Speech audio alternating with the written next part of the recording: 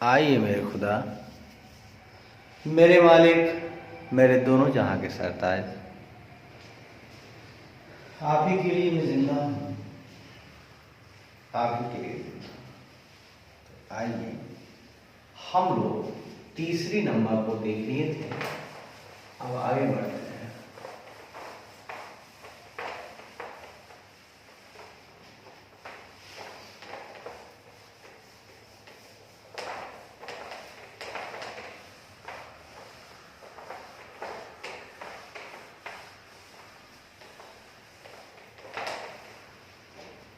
चलिए,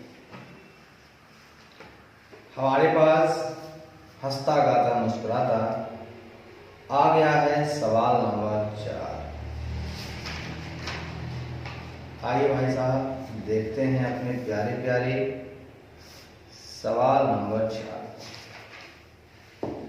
कहता है जी, the following information relates to beta limited. आइए भाई साहब, चौथा सवाल है, ये हमारे बीटा लिमिटेड साहब है। ये जानकारी हमको दे रहे हैं, जो जानकारी हमको फॉलोइंग इंफॉर्मेशन मिल रही है वो ईयर एंडेड 31 मार्च 2013 की। 2013 का जो मार्च है 31, उसी वर्ष समाप्त होने वाले वर्ष की सारी जानकारी हमको मिल रही है। हमारे पास नेट वर्किंग कैपिटल है 12,000, जो अमाउंट के रूप में है उसको लिख लेंगे नेट वर्किंग कैपिटल 12 लाख। उसके बाद वर्किंग कैपिटल टर्नओवर दिया हुआ है, देयर इज नो डेप्ट है, बढ़िया है, डेप्ट नहीं है तो अच्छी बात है, यानी return on equity, fixed asset and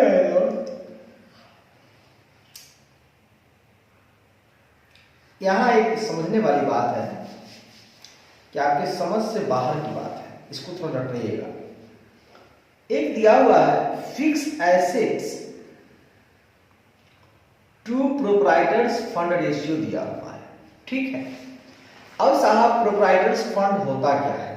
देखिए, मालिक का, प्रोप्राइटर्स फंड क्या होता है? मालिक का संपत्ति, ठीक है ना।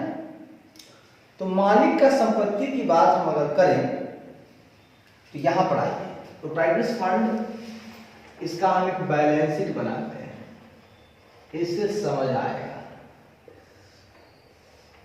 इधर होता है आपका शेयर कैपिटल, यह होता है reserve and surplus, debt, current liability, fix assets, current assets. ये जो संबंध है इसका और इसका, ध्यान दीजिएगा। अगर हम लोग करेंट एसेट में से करेंट लायबिलिटी घटा लेते हैं तो करेंट एसेट ही ज्यादा होगा, बात समझिएगा, करंट एसेट हमारा ज्यादा होगा अगर इसमें से घटाते हैं, और इसको बोला जाता है वर्किंग कैपिटल।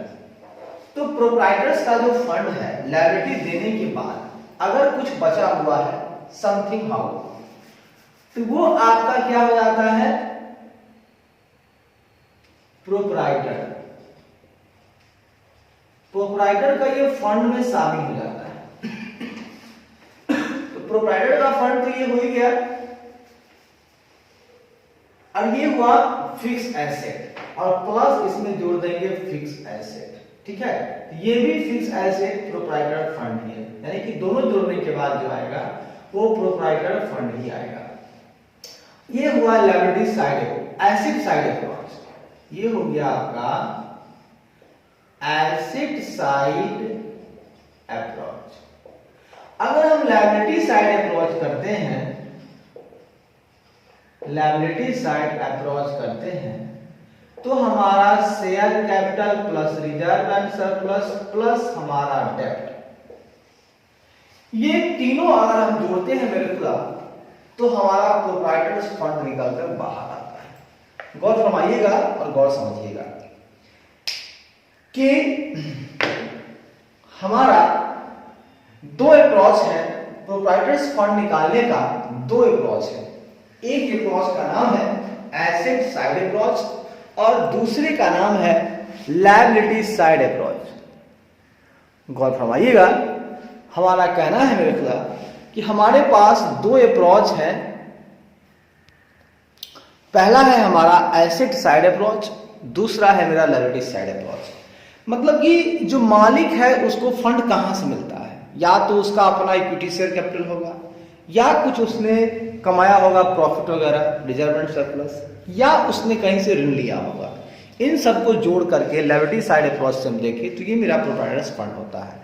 वही अगर एसेट साइड की तरफ चले हम लोग, चूंकि हम क्यों चल रहे हैं उसके पीछे रीजन है, क्योंकि मेरे पास fix assets to proprietors fund दिया हुआ है, इसीलिए हम एक गेम खेल रहे हैं। इसलिए हम एसेट साइड अप्रोच में लेते हैं तो फिक्स एसेट तो पूरा का पूरा आ जाता है, लेकिन करंट एसेट दिया हुआ नहीं है, वर्किंग कैपिटल दिया हुआ है। तो अच्छी बात है ना कि करंट एसेट्स माइनस अगर करंट लायबिलिटीज हम कर दें तो हमारा काम बन सकता है, हमारा काम बन सकता है। Current assets minus current liability करके मेरा काम बन सकता है, ठीक है ना। तो इन दोनों को जोड़ करके हम लोग इसमें से घटा लेंगे करंट एसेट में से और लायबिलिटी घटा लेंगे तो वर्किंग कैपिटल आ जाएगा। और वर्किंग कैपिटल में अगर हम लोग फिक्स एसेट जोड़ देंगे तो हमको प्रोप्राइटर्स फंड आ जाएगा। अब यहां कहीं ना कि सर अगर ये पूरा लेते तो, अगर ये पूरा लेते मेरे प्यारे बच्चों तो एक काम करना होता, ये तो हर हालत में ऐसे ही चलेगा, याद रखिएगा। मतलब करंट लायबिलिटी यहां से हटना ही हटना है, करंट एसेट से घटाना ही घटाना है, हमको यहां लेना है नहीं ये फंड, ठीक है ना। अब सवाल ये उठता है कि आपके पास जो दिया हुआ है उस पे हम लोग चलते हैं। पहला नंबर में आइए, दिया हुआ है fix asset to proprietors fund. आइए वर्किंग नोट पर चलते हैं। Fixed assets to proprietors fund. टू है तो घड़ी की सुई की तरह घूमेगी, लिखेंगे हम लोग फिक्स्ड एसेट्स बटा प्रोप्राइटर्स फंड। ये दिया हुआ है मेरे बच्चों 0.75। कितना दिया हुआ है? 0.75। अच्छा है, बढ़िया है, दिया हुआ है।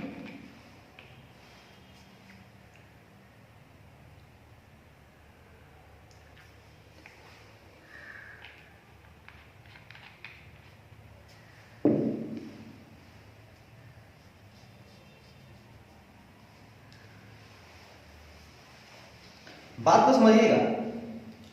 अब हम जानते हैं कि क्या जानते हैं,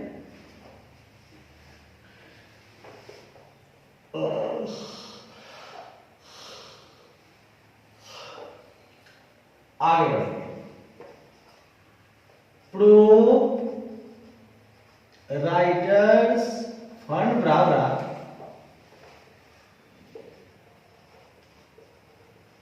फिक्स एसेट्स बटा 0.75। आगे बढ़ेंगे, चाहे ऐसे कहेंगे, ये उल्टा पुल्टा है। देखिए, प्रोप्राइटर्स फंड गुना 0.75 बराबर है फिक्स एसेट्स। क्योंकि हमको अमाउंट है नहीं तो कैसे कहेंगे। अब मेरे खुदा प्रोप्राइटर्स फंड की बात करें तो एसेट साइड में अगर हम चलते हैं तो ये होता है fix assets plus working capital बराबर है ना गुना 0.75 बराबर है आपका फिक्स्ड एसेट्स। और आगे बढ़ेंगे तो 0.75 फिक्स्ड एसेट्स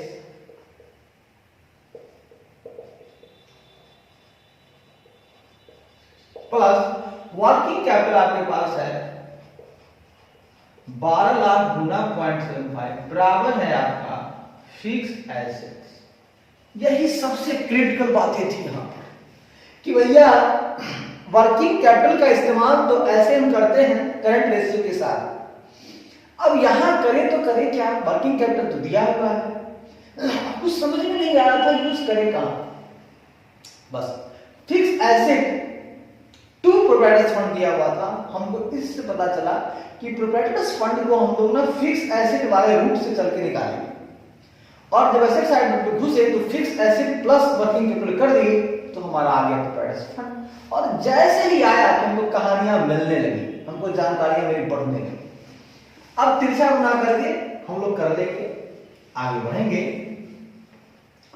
0.75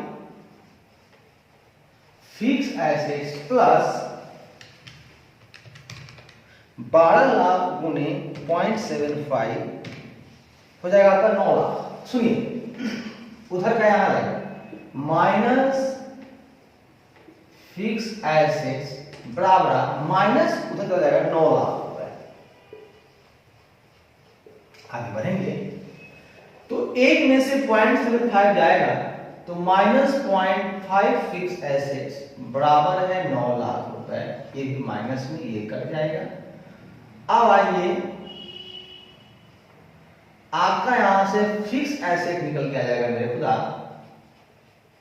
9 लाख भागा 0.5 9 लाख भागा 0.25 पूरे 36 लाख। ये आ गया आपका फिक्स एसेट्स पूरे 36 लाख। सर ये तो आपने बहुत दिल खुश काम किया आपने। जब फिक्स एसेट आ ही गया है मेरे खुदा तो क्या हम एक चीज और निकाल सकते हैं? क्या भैया प्रोप्राइटर्स फंड निकाल सकते हैं? हाँ हाँ हाँ बिल्कुल निकाल सकते हैं। है यार प्रोप्राइटर्स फंड बराबर होता है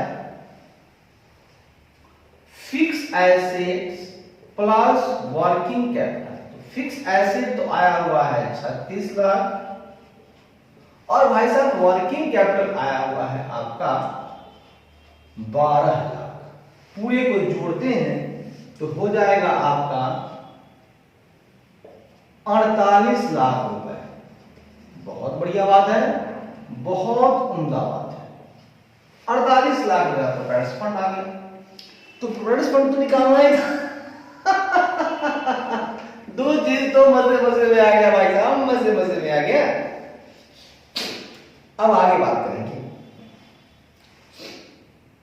हमारे पास वर्किंग कैपिटल टर्नओवर रेशियो दिया हुआ है। क्या दिया हुआ भाई साहब? Working capital turnover ratio. हालांकि इसका इस्तेमाल नहीं है, हमें तो निकालना है नेट प्रॉफिट।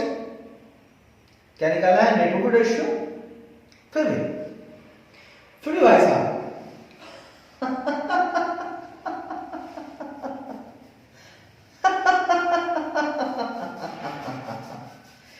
ये मेरे खुदा एक जानकारी से दूसरी जानकारी मिल जाती है। हम जानते हैं कि we know that तो पहला फिक्स एसेट निकल गया यहां पर, दूसरा ये निकल गया we know that। तीसरा नंबर जानते हैं हम लोग proprietors fund equal to equity fund. अब इस बात को हम लेकर अगर चलते हैं आगे बढ़ते हैं तो एक रेशियो मेरे पास दिया हुआ है रिटर्न ऑन इक्विटी। क्या दिया हुआ है? Return on equity. Return on equity का मतलब हो गया मेरे खुदा कि प्रॉफिट आफ्टर टैक्स या इसको बोल सकते हैं नेट प्रॉफिट बटा कर दीजिए आप इक्विटी फंड और बराबर दिया हुआ है मेरे खुदा 15%। बात समझिएगा। अब आप कहिएगा प्रोप्राइटर्स फंड में डेप्ट तो भैया 0 है। डेप्ट क्या है? ऑलरेडी दिया हुआ है क्वेश्चन में। And here there is no debt capital. There is no debt capital. डेप्ट कैपिटल जब है ही नहीं, इसीलिए वैसे तो प्रोप्राइटर्स फंड में डेप्ट आता है मेरे खुदा, लेकिन चूंकि यहां पे डेप्ट तो 0 है, इसीलिए proprietors fund is equal to equity fund. Equity fund में आता है भाई साहब share capital plus reserve and surplus, लेकिन यहां पर आता है share capital plus reserve and surplus plus डेप्ट। बात तो समझिएगा। मजा आ गया ना? बिल्कुल। तो मेरा कहना है मेरे खुदा कि डेप्ट अगर 0 है तो ये दोनों इक्वल है। बस करना क्या है, आगे बढ़ेंगे। हो जाएगा आपका प्रॉफिट आफ्टर टैक्स बराबर 15% ऑफ इक्विटी फंड। अब क्या हो जाएगा? 48 lakhs। ये हो जाएगा 48 लाख का 15%, 7,20,000। कितना हो जाएगा मेरे खुदा? 7,20,000 हो जाएगा। मजा आ रहा है ना? कितना मजा आ रहा है, हो कितना मजा आ रहा है, तेरे नजर चल रहे हैं, अरमान निकल रहे हैं, ओ कितना मजा आ रहा है, हो कितना मजा आ रहा है, तेरे नजर चल रहे हैं, अरमान निकल रहे हैं, ओ कितना मजा आ रहा है। बस बेटा, तो मजा जब आ रहा है मेरे खुदा, तो 7,20,000 का पैट आ गया। तो नेट प्रॉफिट कितनी चाहिए था मेरे खुदा?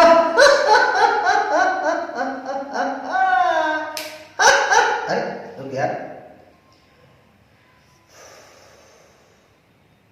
हाँ, तो पैट आ गया आपके पास 7,20,000।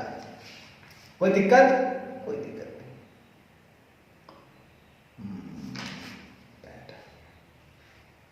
अब रुकिए मेरे खुदा, जब पैट आ गया तो हमें तकलीफ नहीं है, हमें सेल भी चाहिए, क्योंकि निकालना है क्या?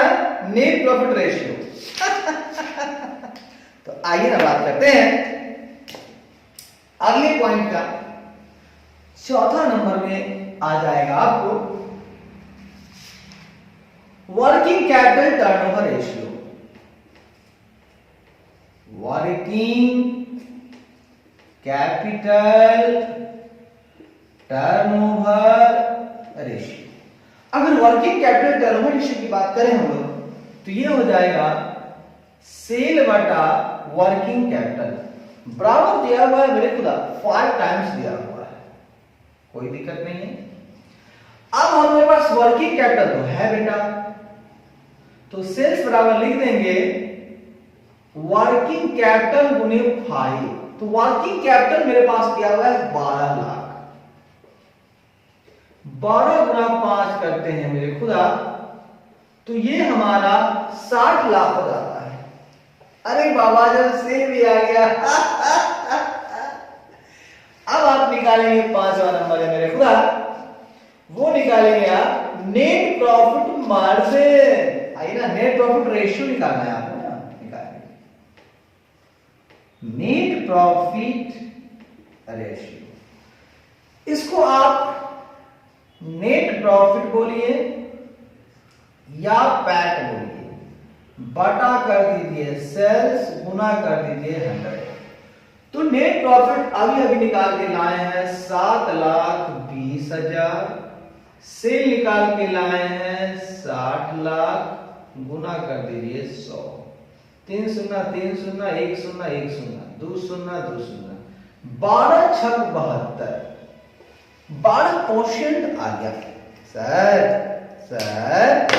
हाँ सर, मजेदार था सर, 12% ये भी निकल गया, 60 लाख शेयर भी निकल गया। तो कितना मजा आ रहा है। तो हमने किया क्या, सबसे उम्दा चीज थी इस सवाल में समझने की कि ये जो हमारा प्रोप्राइटर्स फंड था, यहीं पे गेम छुपा हुआ था कि भैया fix asset to proprietors fund, और उसी में एक दिया हुआ है वर्किंग कैपिटल। अब झटका लगा, हमने बैलेंस शीट बनाया तो देखा एसेट साइड में तो होता है फिक्स एसेट, करेंट एसेट, और इस साइड होता है शेयर कैपिटल, डिजायबल सरप्लस, डेब्ट। हम जानते हैं कि लायबिलिटी साइड से अगर चलते हैं तो प्रोप्राइटर्स फंड होता है हमारा, उसमें शेयर कैपिटल, डिजायबल सरप्लस यानी इक्विटी तो आता ही है, प्लस जुड़ जाता है एक डेब्ट, मतलब इक्विटी फंड तो आता ही है, डेब्ट भी जुड़ता है। बट यहां पर चूंकि डेब्ट है 0, इसलिए proprietors fund is equal to equity fund हो गया। अब ये तो हमारा कंप्लीट हो गया कि भैया प्रोप्राइटर्स फंड इक्विटी फंड एक है इस सवाल के लिए, जबकि डेब्ट 0 हो। लेकिन जब एसेट साइड में घुसे, अब चूंकि मुझे इस साइड का तो कुछ भी नहीं पता है, ना शेयर कैपिटल ना रिजर्व सरप्लस, डेब्ट तो 0 ही है। अब हम घुसे एसेट साइड में, चूंकि liability side is equal to asset side होता है। जब उस साइड घुसे तो मुझे ख्याल आया कि फिक्स एसेट तो नहीं है, लेकिन current asset minus current liabilities दिया हुआ है, मतलब साफ जाहिर है कि वर्किंग कैपिटल दिया हुआ है तो साला काम बन जाएगा भैया। वर्किंग कैपिटल अगर प्लस फिक्स एसेट करेंगे तो ये मेरा प्रोप्राइटर्स फंड का मान आ जाएगा। बस करना क्या है, हमने वही नियम अपना लिया और फिक्स एसेट बटा fix asset plus working capital करके हमने अपनी गति को आगे बढ़ाया, और बढ़ाते बढ़ाते हमने वहीं से फिक्स एसेट को हटाक से बाहर निकाल दिया। जैसे ही 36 लाख का फिक्स एसेट आया, जब हम 36 लाख को पुट किए मान में, तो हमारा प्रोप्राइटर्स फंड आ गया। चूंकि वर्किंग कैपिटल दिया हुआ था, फिक्स एसेट निकाल लिए, दोनों जोड़ के 48 लाख। अब क्या करना है, 48 लाख इक्विटी फंड भी मेरा हो गया। चूंकि डेब्ट है नहीं तो बस दोनों इक्वल हो गया। दोनों इक्वल होने के बाद हमने रिटर्न ऑन इक्विटी निकाल ली। रिटर्न ऑन इक्विटी निकालने से इक्विटी फंड तो पता ही था, हमारा नेट प्रॉफिट निकल के बाहर आ गया। अब सवाल था सेल का, चूंकि निकालना था नेट प्रॉफिट मार्जिन, हमने सेल निकाल लिया वर्किंग कैपिटल टर्नओवर से। सेल्स बटा वर्किंग कैपिटल कर दिया हमने, और वहां से सेल निकाल लिया। जब सेल निकल गया, नेट प्रॉफिट निकल गया, तो हमने निकाल दिया अब नेट प्रॉफिट रेशियो। तो निकलेगा नेट प्रॉफिट बटा सेल्स गुना 100 कर दिए, फटाफट से 12% आ गया। बड़ा ही मजेदार सवाल था दोस्तों, झकास सवाल।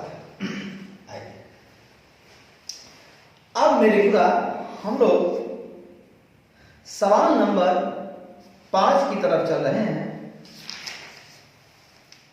गौर फरमाइएगा, ठीक है। सवाल नंबर 5 पे गौर फरमाइएगा, मुझे लगता है कि आपको दीवाना बना देगा।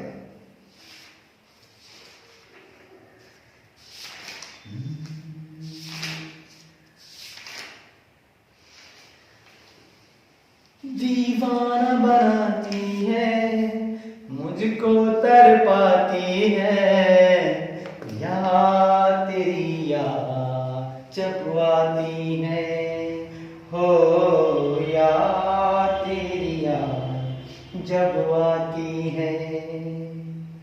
कितना तड़पाती है, पागल कर जाती है, याद तेरी याद जब आती है, हो याद तेरी याद जब आती है, याद तेरी याद जब आती है, हो याद तेरी याद जब आती है, हो याद तेरी याद जब आती है।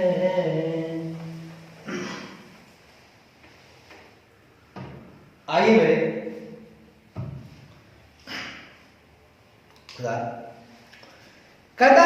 फॉलोइंग रेशियोज, नीचे लिखे कुछ अनुपात हैं, एंड फर्दर इंफॉर्मेशन, और अगले कुछ जानकारियां हैं गिवन बिलो, जो नीचे दी गई हैं, उनसे आपको प्रिपेयर करना है trading account, profit and loss account and balance sheet of ABC company. आइए भैया एबीसी कंपनी 5 नंबर सवाल है और हमारे प्यारे प्यारे एबीसी कंपनी है। इनका कहना है कि आप हमको इनका बनाना है, आपको ट्रेडिंग, पीएल, बैलेंस शीट, 3 चीज बनाना है, जानकारियां लेना है। फिक्स एसेट आपको दिया हुआ है मेरे खुदा पूरे 40 लाख रुपए, लिख दीजिए।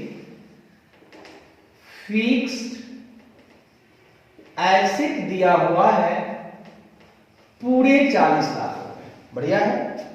क्लोजिंग स्टॉक दिया हुआ है 4 लाख रुपए,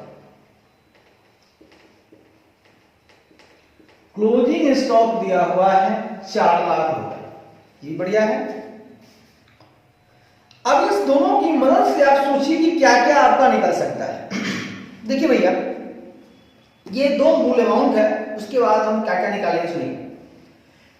फिक्स एसेट की मदद से हम 2 रेशियो यहां निकाल सकते हैं, एक फिक्स एसेट टू कैपिटल और दूसरा fix asset to total current asset. 2 चीज निकालिए ना।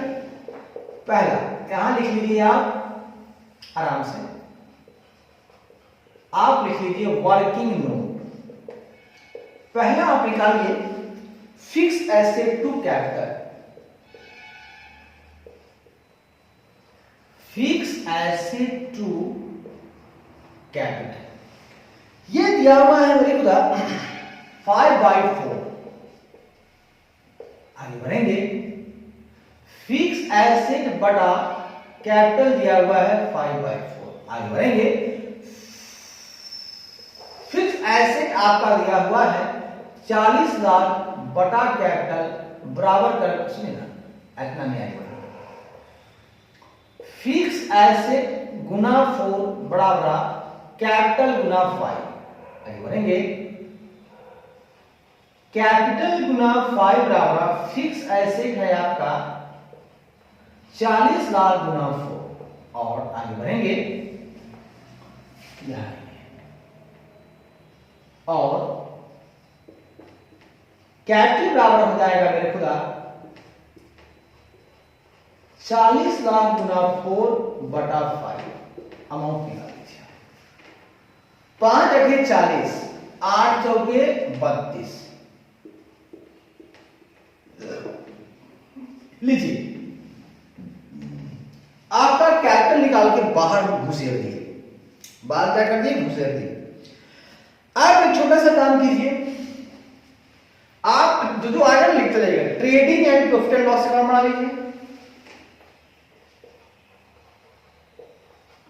Trading and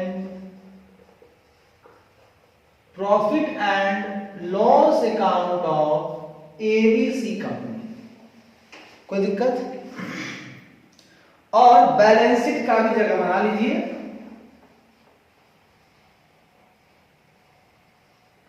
balance sheet of ABC company for the year ending dash dash dash as on dash dash dash. जो जो आइटम आता जाएगा लिखते चले जाइएगा, कोई दिक्कत नहीं सर। यहां लिख दीजिएगा पार्टिकुलर्स। आप जानते हैं ये डेबिट साइड है, ये क्रेडिट साइड है, बच्चों वाली बात है। Particulars rupees, particulars rupees. इधर आपका है लायबिलिटीज, इधर है आपका एसेट्स, कोई दिक्कत नहीं। आपके पास अभी निकल गया है कैपिटल, लिख दीजिए शेयर कैपिटल। सर ये कितना आया, ये आया साहब 32 लाख। जो आएगा लिख कर ले जाइएगा। फिक्स एसेट है 40 लाख, लिख दीजिए यहां पर। जो है सो लिखिए, टेंशन नहीं। फिक्स एसेट है आपके पास 40 लाख। करेंट एसेट की हम बात करें तो उसमें आता है जो चीज, उसमें स्टॉक लिखा हुआ है। स्टॉक आपका है 4 लाख रुपए। जब स्टॉक लिखा हुआ है क्लोजिंग स्टॉक, आप भी यहां लिख दीजिए क्लोजिंग स्टॉक 4 लाख रुपए। लीजिए जो आइटम काम बढ़ते चल रहा है। अब है fix asset to total current asset. Fix asset to total current asset ये दिया हुआ है 5/7। आगे बढ़ेंगे। फिक्स एसेट बटा टोटल करेंट एसेट बराबर है 5/7। फिर फिक्स एसेट तो है, ये है 40 लाख गुना 7 बराबर टोटल करेंट एसेट गुना 5। बात करेंगे, यहां से निकल जाएगा टोटल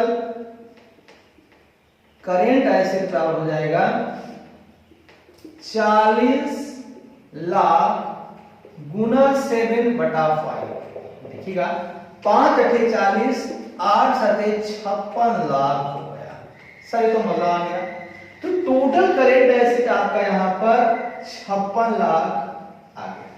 तो 56 लाख आ गया और ये हमारा 40 लाख है, ये है मेरे खुदा। तो 56 प्लस 40 96 लाख। अब देखिए मेरे मित्रों कितनी तेजी से हमारी गति बढ़ रही है। यहां हमने 96 लाख लिख लिया। जब टोटल एसेट 96 होगा मेरे बच्चों, तो टोटल लायबिलिटीज भी हमारा 96 लाख होगा। होना ही चाहिए। देखो कैसे काम हो रहा है, ठीक है। अब आगे बढ़ेंगे। इसकी मदद से कैपिटल टू टोटल लायबिलिटीज भी हम निकाल सकते हैं। क्योंकि हमने कैपिटल निकाल लिया था ना, आइए ना निकालते हैं। कैपिटल टू टोटल लायबिलिटीज ये दिया हुआ है 1/2। आगे बढ़ेंगे, आगे बढ़ेंगे। कैपिटल बटा टोटल लायबिलिटी बराबर 1/2। अब कैपिटल कितना है मेरे खुदा? 32 लाख। 32 लाख गुने 2 बराबर TA। तो हो जाएगा टोटल लायबिलिटीज की बात करें तो 32 दूना 64 लाख। आइए मेरे खुदा, हमारा लायबिलिटीज भी हमको मिल गया है। कितना मिल गया? 64 लाख।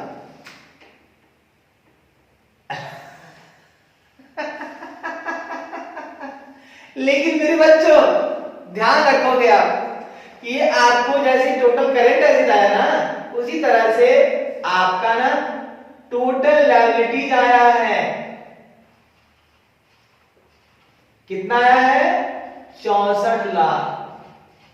अब इसमें से कुछ छेड़खानी होगा तो निकाल देंगे। आइए चौथा नंबर बात करेंगे। चौथा नंबर बात इसमें क्या हो रहा है सुनिएगा। चौथा नंबर बात हो रहा है नेट प्रॉफिट टू कैपिटल। आइए ना, नेट प्रॉफिट टू कैपिटल दिया हुआ है मेरे पास। वो कितना दिया हुआ है? वो दिया हुआ है आपको 1/5। आगे बढ़ेंगे। नेट प्रॉफिट बटा कैपिटल बराबर 1/5। आगे बढ़ेंगे। नेट प्रॉफिट तो नहीं है मेरे पास, कैपिटल है। नहीं कैपिटल नेट प्रॉफिट हम निकालते हैं अगर, तो नेट प्रॉफिट बराबर हो जाएगा तिरछा गुना 5 बराबर कैपिटल। कैपिटल कितना है? 32 लाख रुपए। तो नेट प्रॉफिट क्या हो जाएगा?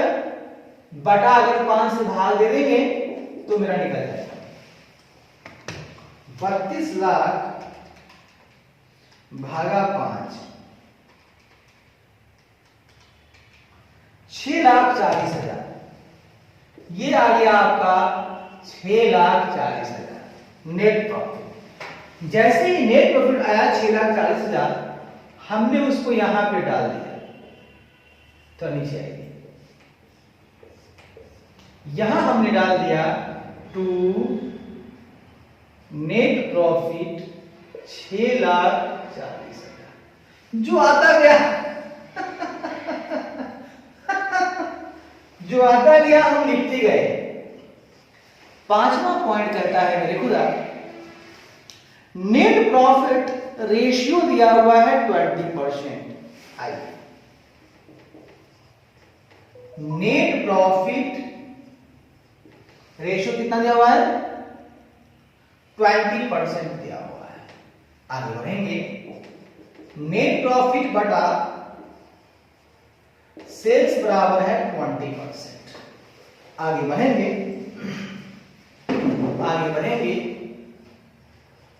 सेल्स बराबर हो जाएगा मेरे खुदा नेट प्रॉफिट बटा 20%। नेट प्रॉफिट लाए हैं 6,40,000, बटा करेंगे 20%, तो कितना आ जाएगा? देखिए 6,40,000 भागा 20%, पूरे 32 लाख आ जाएंगे। ये लीजिए, अब हमारे पास सेल भी आ गया 32 लाख रुपए। सर सब कुछ मिल रहा है। अरे बाप रे बाप, कैसा हाल है बेटे। अब आइए सर छठा सवाल, छठा नंबर पे आते हैं। छठा नंबर आपको दिया हुआ है,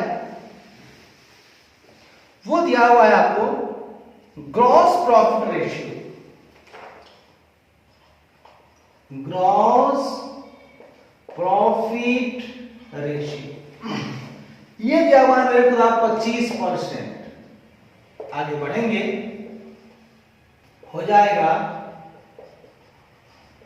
ग्रॉस प्रॉफिट बटा सेल्स बराबर है 25%। आगे बढ़ेंगे, ग्रॉस प्रॉफिट बराबर हो जाएगा सेल्स का 25%। तो सेल है आपका 32 लाख का करेंगे 25% कितना है? 8 लाख रुपए। अब इसकी मदद से आप निकाल लेंगे सातवां नंबर, cost of good sold sales minus GP.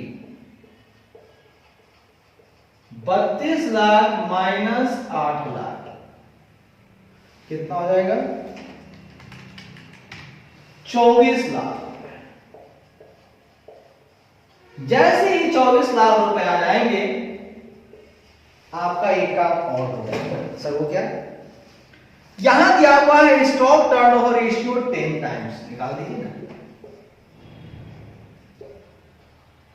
Stock turnover ratio 10 times, ये होगा कॉस्ट ऑफ गुड्स सोल्ड बटा एवरेज स्टॉक बराबर है 10 times. Cost of goods sold आप निकाल के लाए हैं 24 लाख भागा एवरेज स्टॉक बराबर है 10 टाइम्स। आगे बढ़ेंगे, एवरेज स्टॉक बराबर हो जाएगा 24 लाख भागा 10, ये हो जाएगा 2,40,000। अब बात करेंगे, आगे बढ़ेंगे, opening stock plus closing stock बटा 2 बराबर हो जाएगा 2,40,000।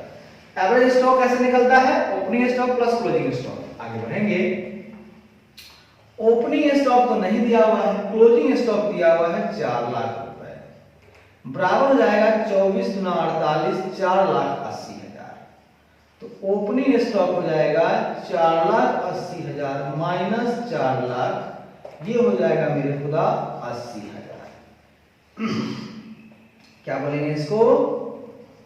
Opening stock. जब ओपनिंग स्टॉक आ गया तो यहां डाल दीजिए मेरे खुदा, टू ओपनिंग स्टॉक 80,000। यहां आपका ग्रॉस प्रॉफिट भी आ गया है। ग्रॉस प्रॉफिट आप लाए हैं 8 लाख रुपए, ठीक है। यहां पर बैलेंसिंग फिगर आ जाएगा परचेजेस एंड कन्वर्जन कॉस्ट, यही आपका बीएफ आएगा। तो 32 और 4 क्या हो जाएगा, 36 लाख। 36 लाख, 36 लाख में से 8,80,000 घटाइएगा, ये आ जाएगा आपका 27,20,000। बाई आप ग्रॉस प्रॉफिट बीडी करेंगे 8 लाख, पूरा आ जाएगा 8 लाख में से 640 चला गया नेटवर्क, यानी कि ऑपरेटिंग का खर्चा, ऑपरेटिंग एक्सपेंसेज आएगा आपको बैलेंसिंग फिगर। तो कितना का आपने किया, 8 लाख माइनस 6,40,000 यानी 1,60,000। देखिए आप कहेंगे सर क्या टोटल लायबिलिटी आया हुआ है, अगर ये स्टॉक यहां देखिए, इसको फाइंड कर देते हैं। टोटल लायबिलिटी में कोई अलगाव नहीं है, तो टोटल लायबिलिटी सीधे 64 लाख यहां लिख दीजिए। जैसे लिखिएगा तो 96 हो गया। अब यहां पे 56 में से 4 ये है, तो ये होगा अदर करेंट एसेट्स। कितना हो जाएगा, 6 में से 4 गया तो 2 यानी 52 लाख रुपए। यहां अलगाव कुछ नहीं है, 52 लाख है तो 52 लाख लिख दिए। एकदम भैया, एकदम भैया, बातें वही। देखिए इसको आप अदर लायबिलिटीज के नाम से भी दिखा सकते हैं। देख लीजिए, ऑपरेटिंग एक्सपेंस 1,60,000 आ गया, सही बात है। परचेज एंड कन्वर्जन कॉस्ट 27,20,000 आ गया, बिल्कुल सही बात है, सवाल सही है। छोड़ो क्या है इसमें, वार्डन संतोष ने बहुत दिया काम किया, सवाल के फव्वारे निकाल दिए भाई साहब, फव्वारे निकाल दिए। इस तरह से हम लोगों ने सवाल नंबर 5 को भी खात्मा कर दिया, हो गया। अब सवाल नंबर 6 पर चलते हैं, सवाल नंबर 7 पर चलते हैं। सवाल नंबर 7 और बच जाएगा 8, 9, 10 दिन बच रहे। आइए दोस्तों, जस्ट चुए। इस सवाल में क्या था, इस पर फोकस करेंगे। देखिए सवाल कुछ खास नहीं था। इस सवाल में था आपको बड़ा ही प्यारा सा रेशियो वगैरह दिया हुआ था। हमारे पास 2 चीज मुख्य रूप से दिए हुए थे, फिक्स एसेट और क्लोजिंग स्टॉक। फिक्स एसेट की मदद से हमने कैपिटल भी निकाल लिया और फिक्स एसेट की मदद से हम लोगों ने टोटल करंट एसेट भी निकाल लिया। जब फिक्स एसेट दिया ही था, करंट एसेट आ गया, टोटल निकल गया, वही टोटल हमारा हो जाएगा लायबिलिटीज। आगे बढ़ेंगे। अब कैपिटल की मदद से हमने टोटल लायबिलिटी निकाल लिया, फिर कैपिटल की मदद से हमने नेट प्रॉफिट निकाल लिया, नेट प्रॉफिट की मदद से हमने सेल निकाल लिया और सेल की मदद से हमने ग्रॉस प्रॉफिट निकाल लिया। ग्रॉस प्रॉफिट और सेल दोनों की मदद से हमने कॉस्ट ऑफ गुड्स सोल्ड निकाल लिया और कॉस्ट ऑफ गुड्स सोल्ड की मदद से हमने एवरेज स्टॉक निकाल लिया और क्लोजिंग स्टॉक की मदद से हमने ओपनिंग स्टॉक निकाल लिया। और इस तरह से एक दूसरे का सहारा लेकर, एक दूसरे का सहारा लेकर हम तो आसमान में उड़ने लगे, हम तो पहाड़ों पे चढ़ने लगे, आसमानों में उड़ने लगे, एक दूसरे का सहारा लेकर, हो एक दूसरे का सहारा लेकर, सहारा लेकर। हम आसमां में उड़ने लगे, हम आसमां में, हम आसमां में उड़ने लगे, हम आसमां में, पहाड़ों पे हम तो चढ़ने लगे, चढ़ने लगे, चढ़ने लगे। वाह मेरे मित्र। और ट्रेडिंग अकाउंट में जो बैलेंसिंग फिगर आता है ओपनिंग स्टॉक और ग्रॉस प्रॉफिट के बीच, और दाएं तरफ सेल और क्लोजिंग स्टॉक, सबका जो मिश्रण होता है उसके बीच में जो निकल के आता है उसे परचेजेज एंड कन्वर्जन कॉस्ट कहते हैं। और नेट प्रॉफिट और ग्रॉस प्रॉफिट के बीच का जो अंतर होता है वो कहीं ना कहीं तो खर्च हुआ, क्योंकि भाई ग्रॉस प्रॉफिट इतना है, नेट प्रॉफिट कम हो रहा है, तो उसको हम लोग ऑपरेटिंग एक्सपेंस के नाम से जानते हैं। वाह भाई वाह। आइए मेरे दोस्त, उत्साह वही है, जुनून वही है। अब हम लोग चलेंगे, एक सवाल बहुत अच्छा आ गया है, क्वेश्चन नंबर 6।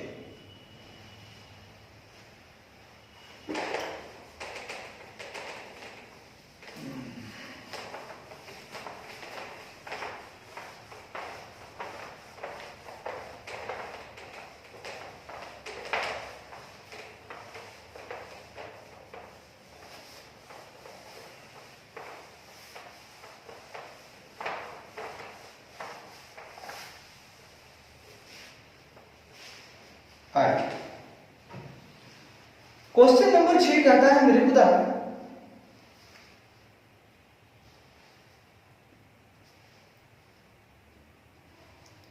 वो कहता है the following figures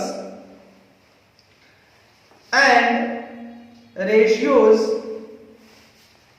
pertain to ABG Company Limited for the year ending on 31st March 2016। कहता है मेरे खुदा कि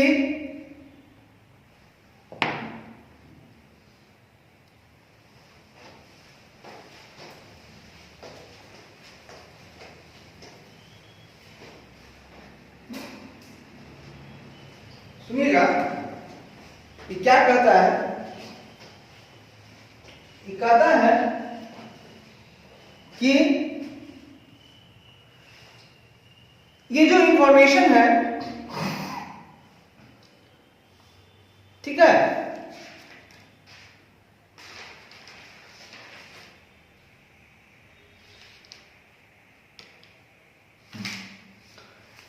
ये जो रेशियो है वो संबंध रखता है एबीजी कंपनी लिमिटेड से, और वो भी 31 मार्च 2016 को समाप्त होने वाले वर्ष के लिए। ठीक है, आइए क्वेश्चन नंबर 6 में एबीजी कंपनी लिमिटेड है, इनकी जानकारी है 31 मार्च 2016 को समाप्त होने वाले वर्ष की जानकारी है।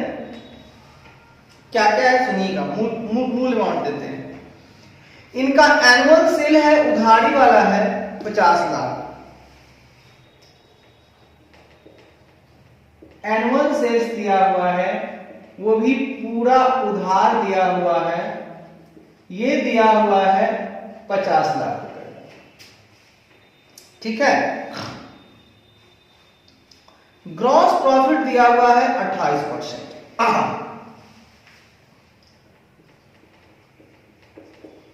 ग्रॉस प्रॉफिट कितना है 28%। तो सबसे पहले वर्किंग नोट निकाल लीजिए।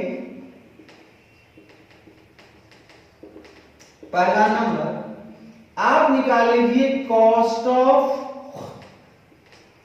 Good sold. ये होता है sales minus gross profit. Sale आपके पास है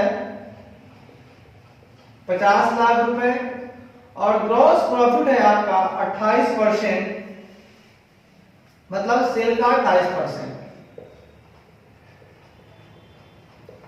50 लाख का 28%, ये कितना आ जाएगा?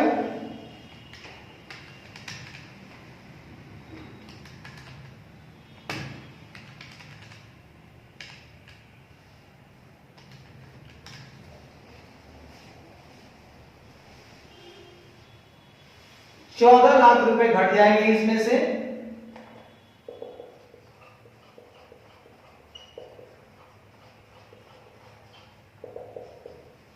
कितना आ जाएगा? 36 लाख रुपए।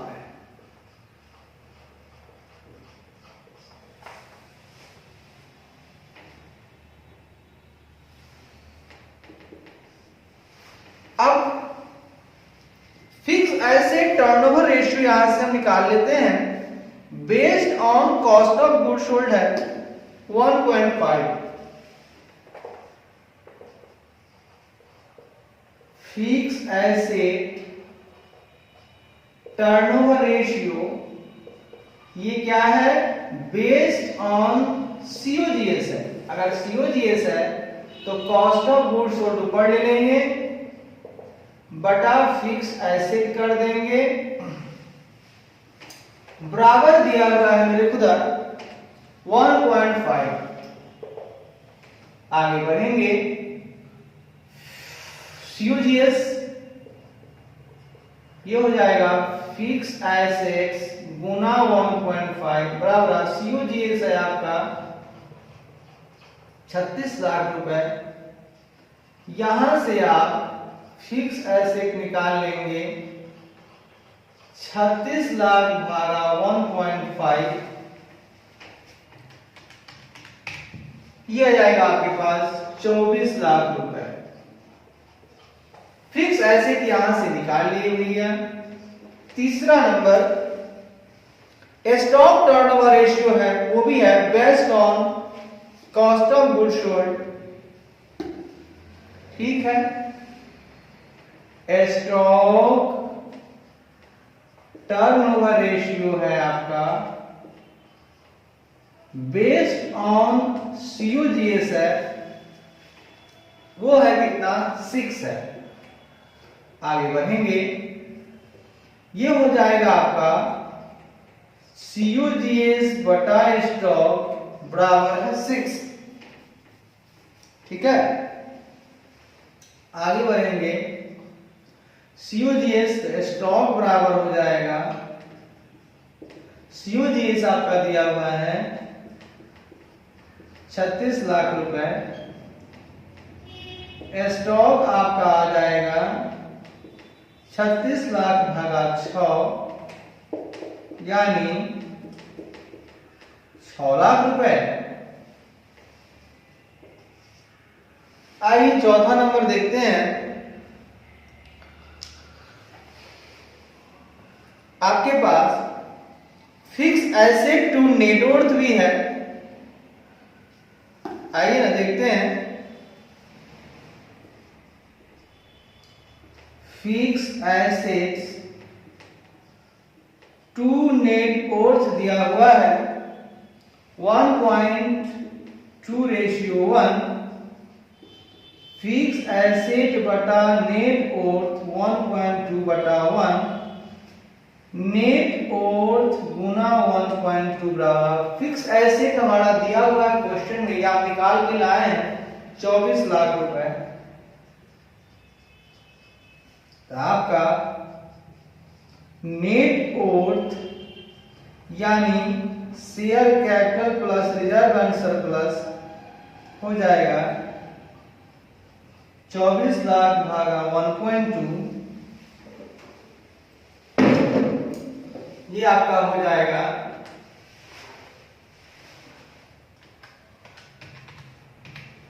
20 लाख रुपए। पांचवा है reserve and surplus to capital है, reserve and surplus to capital है 0.6:1। ठीक है, और टोटल नेटवर्थ आपका 20 लाख रुपए है। यहां पर इस 20 लाख में नेटवर्थ 20 लाख में दो चीज है आपका, शेयर कैपिटल भी है, रिजर्व एंड सरप्लस भी है। ये 0.6 है, ये 1 है। तो अब निकाल लीजिए आप, शेयर कैपिटल बराबर हो जाएगा 20 लाख गुने 0.6 बटा 1.6।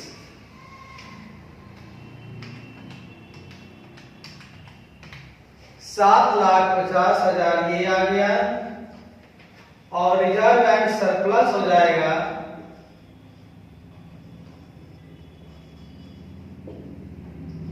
20 लाख गुना 1 बटा 1.6 भागा 1.6 है 12,50,000। सुन के लीजिएगा, इसमें बनाना क्या है, you are required to prepare balance sheet as at 31 March 2016। आप क्या कीजिए मेरे खुदा, यहां पर balance sheet of ABG company as on 31 March 2016 कर दीजिए। यहां पर आप लिखिएगा लायबिलिटीज, यहां पर लिखिएगा एसेट। यहां पर अभी आप लाए शेयर कैपिटल लाया 7,50,000, reserve and surplus apply 12,50,000, fix asset आप लाए 24 लाख रुपए, करेंट एसेट नहीं पता है, आपने स्टॉक लाया 6 लाख रुपए, इतना चीज ले आया आपने, ठीक है। अब आगे बढ़ेंगे, छठा नंबर में कहता है दोस्तों, डेटर्स कलेक्शन पीरियड है 45 दिन। आइए, डेटर्स कलेक्शन पीरियड है 45 दिन। ये हो जाएगा आपका, वैसे तो टर्नओवर का उल्टा होता है, ये हो जाएगा आपका डेटर्स बटा annual credit sales per day बराबर है 45 दिन। आगे बढ़ेंगे, डेटर्स बराबर हो जाएगा एनुअल सेल्स, पूरा सेल्स कितना है 50 लाख, इसमें हमको 360 दिन ही लेने के लिए कह रहा है, गुने 45 दिन बोल रहा है कि 360 दिन ही साल में लेना है। 50 लाख गुना 45 भागा 360, 6,25,000। आपका डेटर भी आ गया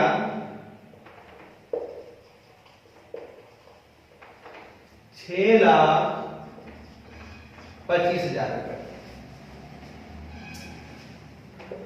अब 7वां नंबर में आइए, आपके पास कैपिटल गियरिंग रेशियो दिया हुआ है।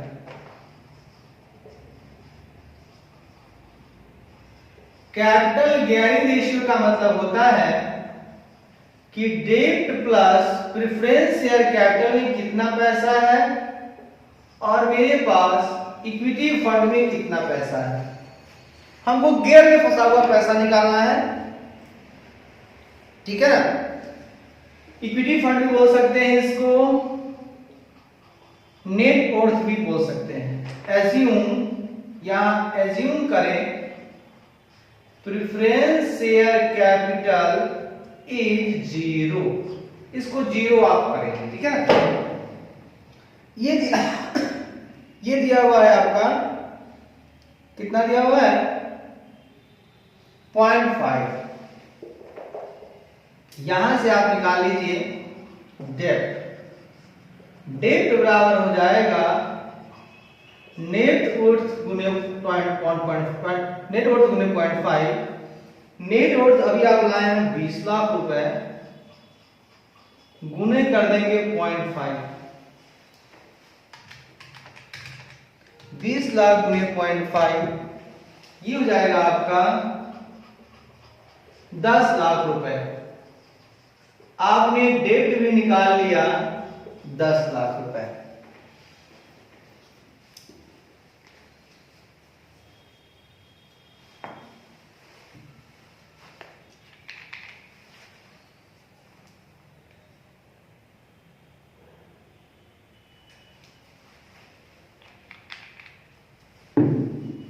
देखिए क्या क्या निकाल लिया।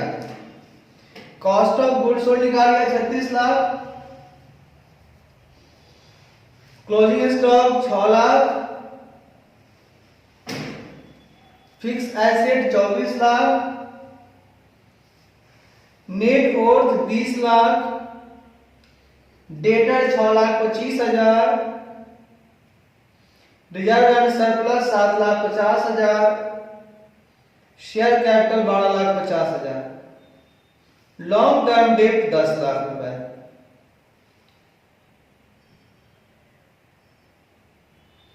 ठीक है सर, ये सब समझ में आ गया। एक चीज हमें समझना बाकी है,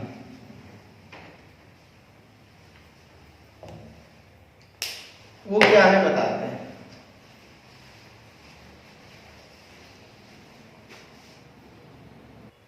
अब आइए,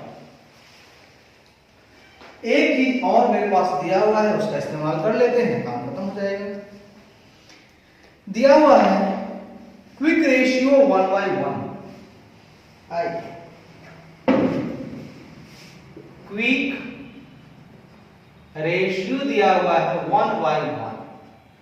करेंट एसेट माइनस स्टॉक बटा करेंट लायबिलिटी 1/1। करेंट लायबिलिटी जाएगा करेंट एसेट माइनस स्टॉक आपके पास है 6 लाख। इसका इक्वेशन 1 कर दीजिए। करेंट रेशियो दिया हुआ है 1.5। करेंट रेशियो 1.5 यानी करेंट एसेट बटा करेंट लायबिलिटी 1.5। तो करेंट एसेट बराबर हो जाएगा 1.5 करेंट लायबिलिटीज। ये हुआ इक्वेशन 2। यहां put the value of equation 2 in equation 1 में डाल दीजिए। तो करेंट लायबिलिटी हो जाएगा, करेंट एसेट बराबर होता है 1.5 current liability minus 6 lakh. Current liabilities minus 1.5 current liabilities बराबर माइनस 6 लाख। तो 1.5 में जाएगा माइनस 0.5 करेंट लायबिलिटी बराबर माइनस 6 लाख रुपए। काट दीजिए, यहां से आप निकाल लीजिए करेंट लायबिलिटी हो जाएगा आपका 6 लाख भागा 0.5। कितना आता है 6 लाख भागा 0.5। ये आ गया आपका 12 लाख आंसर। अब यहीं से करेंट एसेट बराबर होता है 1.5 गुने करेंट लायबिलिटीज।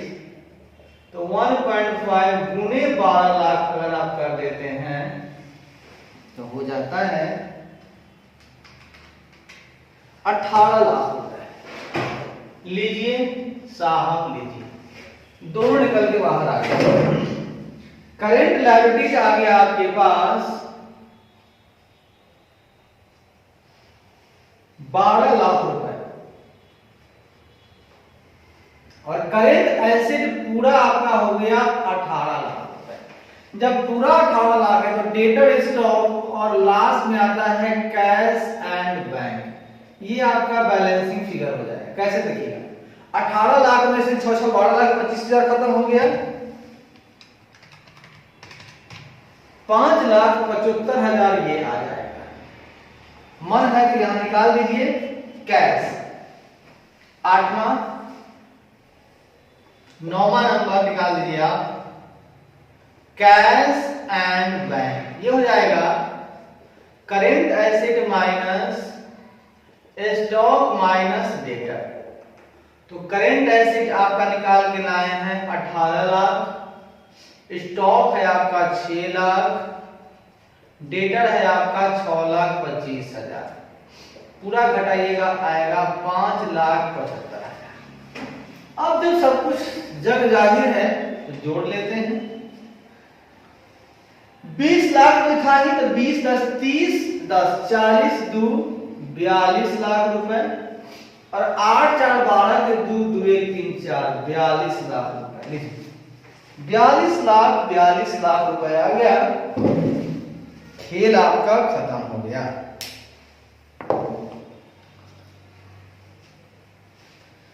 कुछ भी लिख सकते हैं, cash and bank, cash and equivalent, जो दिल में लिख लीजिए, ठीक है ना।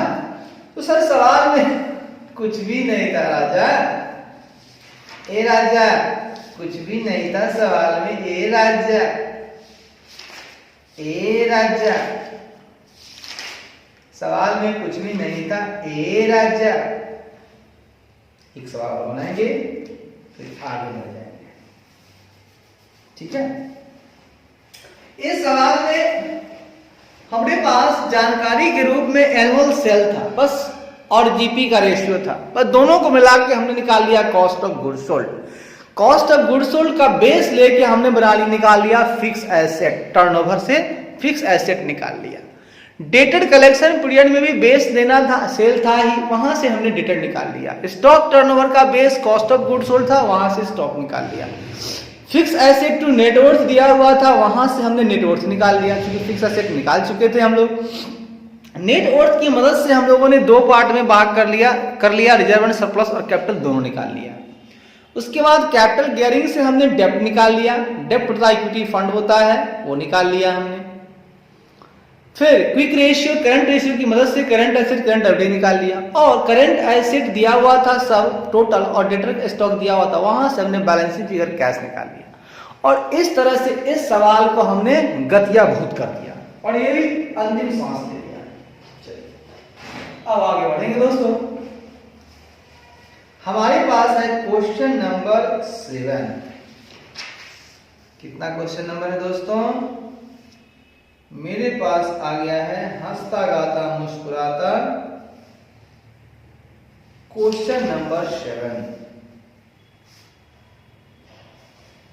1 पन्ना 2 पन्ना 3 पन्ना लग गया है। इस 3 पन्ना को कवर करने के बाद कॉस्ट ऑफ कैपिटल मेरा शुरू हो जाएगा।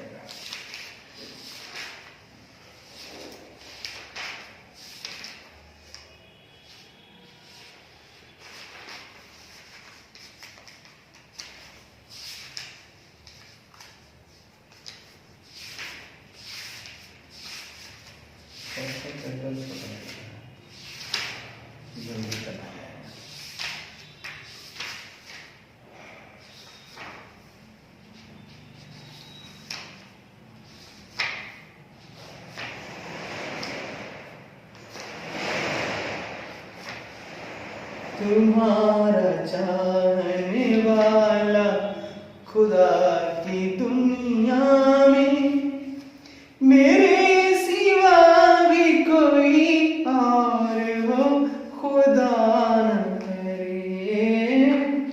तुम्हारा चाहने वाला खुदा की दुनिया में।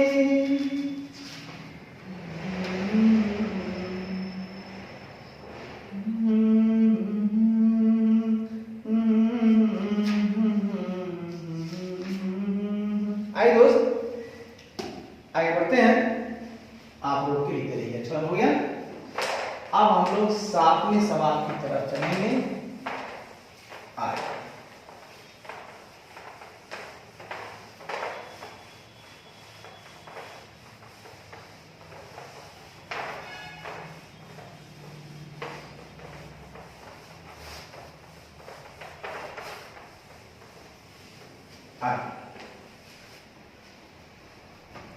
हमारा 7 नंबर सवाल है, उसको देखिएगा।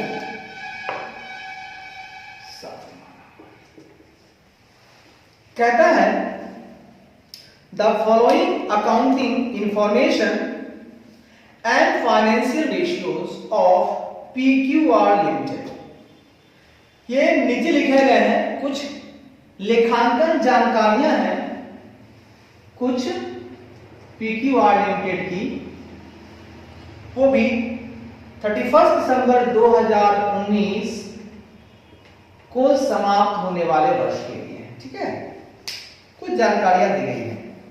The following accounting information and financial ratios of PQR limited relate to the year ended on 31 दिसंबर 2019।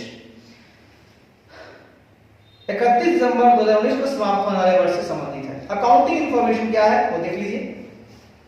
पहले इसमें हम देखना चाहते हैं कि कुछ मुख्य मूल अमाउंट कुछ दिया हुआ है क्या दिया हुआ है। सुनिए, value of fix asset as on 31 दिसंबर 2019 26 लाख लिखा हुआ है। प्रिपेयर करना है आपको summarise profit and loss account of the company and balance sheet, दोनों निकालना है। दो चीज निकालना है, summarise profit and loss account बनाना है और ये बनाना है, दोनों बनाना है। बना लीजिए, सबसे पहले खाता लिख दीजिए, आंसर लिख लीजिए। Profit and loss account of PQR limited, profit and loss account of PQR limited for the year ending 31 दिसंबर 2019। फिर आप लिख लीजिए balance sheet of PQR limited as on 31 December 2019।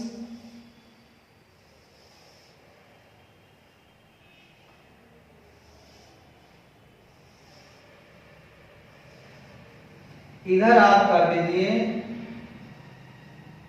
Liabilities, इधर आप कर लीजिए एसेट, यहां आ जाइए।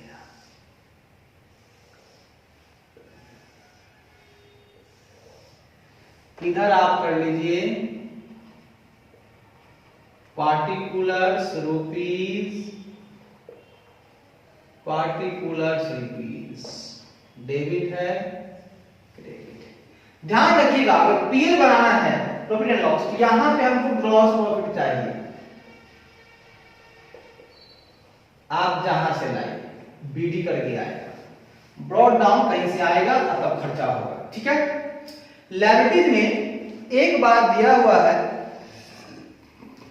कि फिक्स एसेट आपको 26 लाख दिया हुआ है। क्या दिया हुआ है? फिक्स एसेट, यही इसको ढाल बनाए काम करेंगे, यही ढाल बनाएंगे। फिक्स एसेट देखिएगा, फिक्स एसेट से ही खेला शुरू होगा। 26 लाख। अब फिक्स एसेट से संबंधित जानकारी उठाइए। देखिए यहां पर है फाइनेंशियल रेशियो दिया हुआ है, उसको देखिए। देखिए कैसे मजा आएगा। देखिए ना, हम खेल खिलाते हैं। फिक्स एसेट टू सेल्स दिया हुआ है 1:3, वर्किंग नोट में आएगा। वर्किंग नोट पहला नोट दिया हुआ है आपका फिक्स एसेट टू सेल्स दिया हुआ है आपका, कितना दिया हुआ है? 1:3। आगे बढ़ेंगे, फिक्स एसेट कुछ नहीं है, 2 मिनट का तो बहुत है, 2 लगा हुआ है ना, फिक्स एसेट बटा सेल्स हो जाएगा 1/3। और फिक्स एसेट दिया हुआ है हमको, तो हो जाएगा सेल्स बराबर 26 लाख गुना 3, 26 लाख गुना 3 हो जाएगा भैया 78 लाख। लीजिए सेल कितना निकल जाएगा मेरे पूरा 78 लाख, देखिए निकाल दिए 78 लाख। अब एक रेशियो और है, fix asset to current asset, गौर फरमाइएगा। फिक्स्ड, अच्छा रुकिए यहां से कुछ निकलेगा 78 लाख, ठीक है। यहां से आपको ग्रॉस प्रॉफिट रेशियो दिया हुआ है, लेकिन काम से काम करेंगे। ग्रॉस प्रॉफिट रेशियो है 15% ऑफ सेल्स। दूसरा ग्रॉस प्रॉफिट कितना है 15% ऑन सेल्स, तो सेल कितना आ गया 78 लाख का 15% निकालिए का 15%, 11,70,000। आप क्या कीजिए ग्रॉस प्रॉफिट पे लिख लीजिए 11,70,000। तीसरा नंबर देखिए, नेट प्रॉफिट दिया हुआ है 8% ऑफ सेल्स, नेट प्रॉफिट निकाल दीजिए। नेट प्रॉफिट हो जाएगा 8% ऑन सेल्स, मतलब 78 लाख का 8%। अब बात करेंगे 78 लाख का 8%, ये हो जाएगा आपका 6,24,000। आप यहां पर लिख दीजिए नेट प्रॉफिट 6,24,000। गौर फरमाइएगा, पूरा आपका 11 लाख नहीं, और भी आ सकता है नहीं, ठीक है। ग्रॉस प्रॉफिट 11,70,000 आ जाएगा टोटल। आइए अब आइए चौथा पॉइंट की तरफ चलते हैं। चौथा पॉइंट है आपका रॉ मटेरियल है, डायरेक्ट वेज है, स्टॉक है, फिनिश्ड गुड्स है, all sales are on credit है। देखिए डेटेड कलेक्शन पीरियड से कुछ निकालिए। डेटेड कलेक्शन पीरियड, डेट का मतलब होता है डेटर कलेक्शन पीरियड, ये है आपका 60 डेज। इसमें कुछ दिया हुआ है 360 लेना है, नहीं लेना है, नहीं दिया तो 365 नहीं लेना, ठीक है ना। कलेक्शन पीरियड है ना, तो हो जाएगा आपका डेटर बटा एनुअल क्रेडिट सेल्स। जो से निकल के आया है ना, तो लिखा हुआ है क्वेश्चन में all sales are on credit, यहां लिख दीजिए all sales are on credit, पूरा उधार पे है। सेल्स पर डे कर दीजिए और बराबर है आपका 60 डेज। यहां से आपका डेटर निकल जाएगा, एनुअल क्रेडिट सेल्स है आपका 78 लाख भागा 365 गुने 7, 78 लाख गुना 60 भागा 365।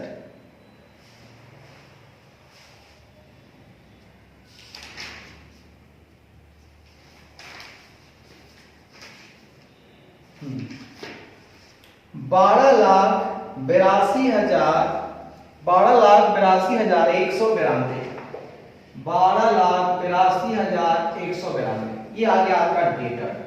तो आइए ना करेंट एसेट में एक डेटर का मान निकालिए हम लोग 12,82,192, जो मिल जाए मजा मारो ना। आइए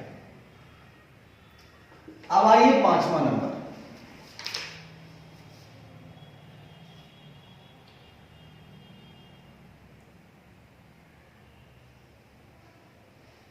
इसके लिए मुझे लगता है कि प्राइम कॉस्ट एक हम लोग कॉस्ट शीट बना लेते तो मजा आ जाए। गलती की सही? सही तो है। वर्क कॉस्ट, सुनिए पहले यहां आइए। अब चलते हैं हम लोग fix asset to current asset है तेरा ratio 11। Fix asset to current asset है आपका तेरा रेशियो 11, यानी फिक्स एसेट बटा करेंट एसेट 13/11। बात करेंगे, फिक्स एसेट मेरे पास है 26 लाख रुपए, 26 लाख गुने 11 बराबर करेंट एसेट गुना 13। यहां से आपका करेंट एसेट निकल जाएगा 26 लाख गुने 11 भागा 13। कितना हुआ देखिए, 26 लाख गुने 11 भागा 13, 22 लाख रुपए आ जाएंगे। देखिए करेंट एसेट आपका 22 लाख रुपए आ गया। चलिए ये अच्छा है, जो आता है आने दीजिए। छठा नंबर है, करेंट रेशियो है आपका 2:1। करेंट रेशियो है 2:1, यही है ना, 2:1, यानी करेंट एसेट बटा करेंट लायबिलिटीज 2/1। करेंट एसेट आ गया हमारा, तो करेंट लायबिलिटीज में 2 बराबर है मेरा 22 लाख रुपए। आगे बढ़ेंगे, यहां से हम लोग करेंट लायबिलिटी निकाल लेंगे, 22 लाख भागा 2 बराबर हो जाएगा आपका 11 लाख रुपए। आगे हमने करेंट लायबिलिटीज निकाल लिया 11 लाख रुपए। चलिए भैया ये अच्छी बात है, जो निकल जाए निकाल लीजिए। उसके बाद long term loan to current liabilities है। Long term loan to current liabilities है, वो भी है आपका 2:1, यानी लॉन्ग टर्म लोन बटा करेंट लायबिलिटीज 2/1। तो हो जाएगा लॉन्ग टर्म लोन बराबर करेंट लायबिलिटीज इंटू 2, यानी 11 गुना 2 बराबर हो जाएंगे 22 लाख रुपए। यहां हम लोगों ने लॉन्ग टर्म लोन भी निकाल लिया, वो हो गया आपका 22 लाख। सर ये भी अच्छा है, जब 22 लाख आ गया तो capital to reserve and surplus आपको लेना है। तो अगर ये दिया हुआ है तो हमको नेट वर्थ भी चाहिए ना बाबा। अब नेट वर्थ के लिए क्या करना है मेरे को? नेट वर्थ अगर आपको चाहिए, यानी मेरा इक्विटी शेयर कैपिटल और मेरा रिजर्व एंड सरप्लस। अगर हम नेट वर्थ की बात करेंगे या प्रोप्राइटर्स फंड की बात करेंगे तो सुनिएगा, नेट वर्थ यहां हम निकाल सकते हैं। Net worth is equal to proprietors fund if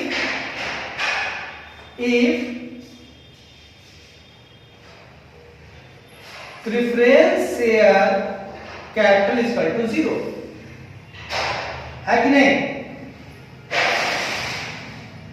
अरे भैया ये क्या कर रहे हो? इफ, अरे यार आप छोड़ो ना, नेट वर्थ फंड आप प्रोप्राइटर्स फंड मतलब बराबर होता है आपका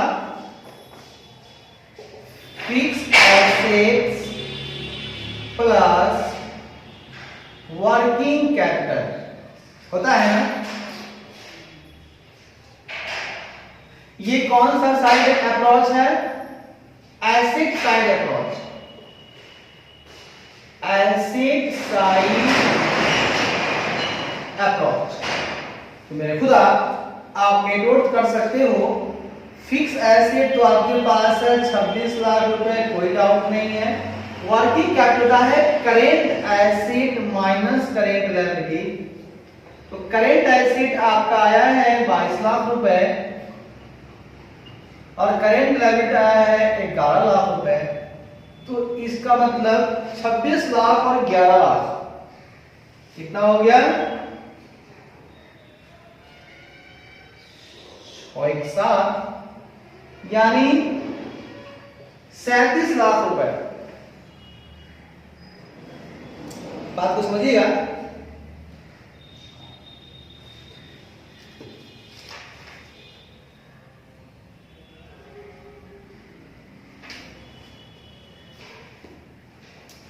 देखो बेटा, वैसे तो नेट वर्थ हमको दूसरे तरीके से भी निकल सकता है, लेकिन ये तरीका जो हम निकाल दिए है ना, ये भी सही है, लेकिन कब? When debt is equal to 0, अगर डेट 0 होगा तब ना। If debt is equal to 0, date तो 0 है नहीं, जब 0 नहीं है तो क्या होगा? नेट वर्थ बराबर नहीं होगा प्रोप्राइटर्स फंड के। जब बराबर नहीं होगा तो और तरीका है ना बेटा, आओ बताते हैं। आओ सुनाओ प्यार की एक कहानी, एक था लड़का एक थी लड़की दीवानी, 6 2 8 2 2 4, ये हो गया दोस्त 48 लाख रुपए, इधर भी हो गया दोस्त 48 लाख रुपए। आप जानते हो दोस्त कि total asset is equal to total liabilities, we know that we know that total asset side is equal to total liability side, तो इसका मतलब टोटल लायबिलिटीज भी वही हो जाएगा जो करंट टोटल एसेट होगा, ठीक है ना। तो टोटल एसेट क्या हो जाएगा आपका? फिक्स एसेट और प्लस करेंट एसेट होगा ना। तो टोटल लायबिलिटी हो जाएगा आपका, फिक्स एसेट हो जाएगा आपका 26 लाख और प्लस हो जाएगा आपका 22 लाख, तो टोटल लायबिलिटी हो जाएगा आपका 48 लाख। अगर आप टोटल लायबिलिटी में से आप देखिए नेट वर्थ कैसे निकलेगा। नेट वर्थ आप जानते हैं share capital plus reserve and surplus होता है। ये कैसे निकलेगा? तो ये आपका निकल जाएगा total liability minus long term loan plus current liability. अगर इस दोनों को घटा देते हैं आप लगा चुनरी में दाग छुपाऊं कैसे मैं घर जाऊं कैसे, ये हो गया मेरे खुदा।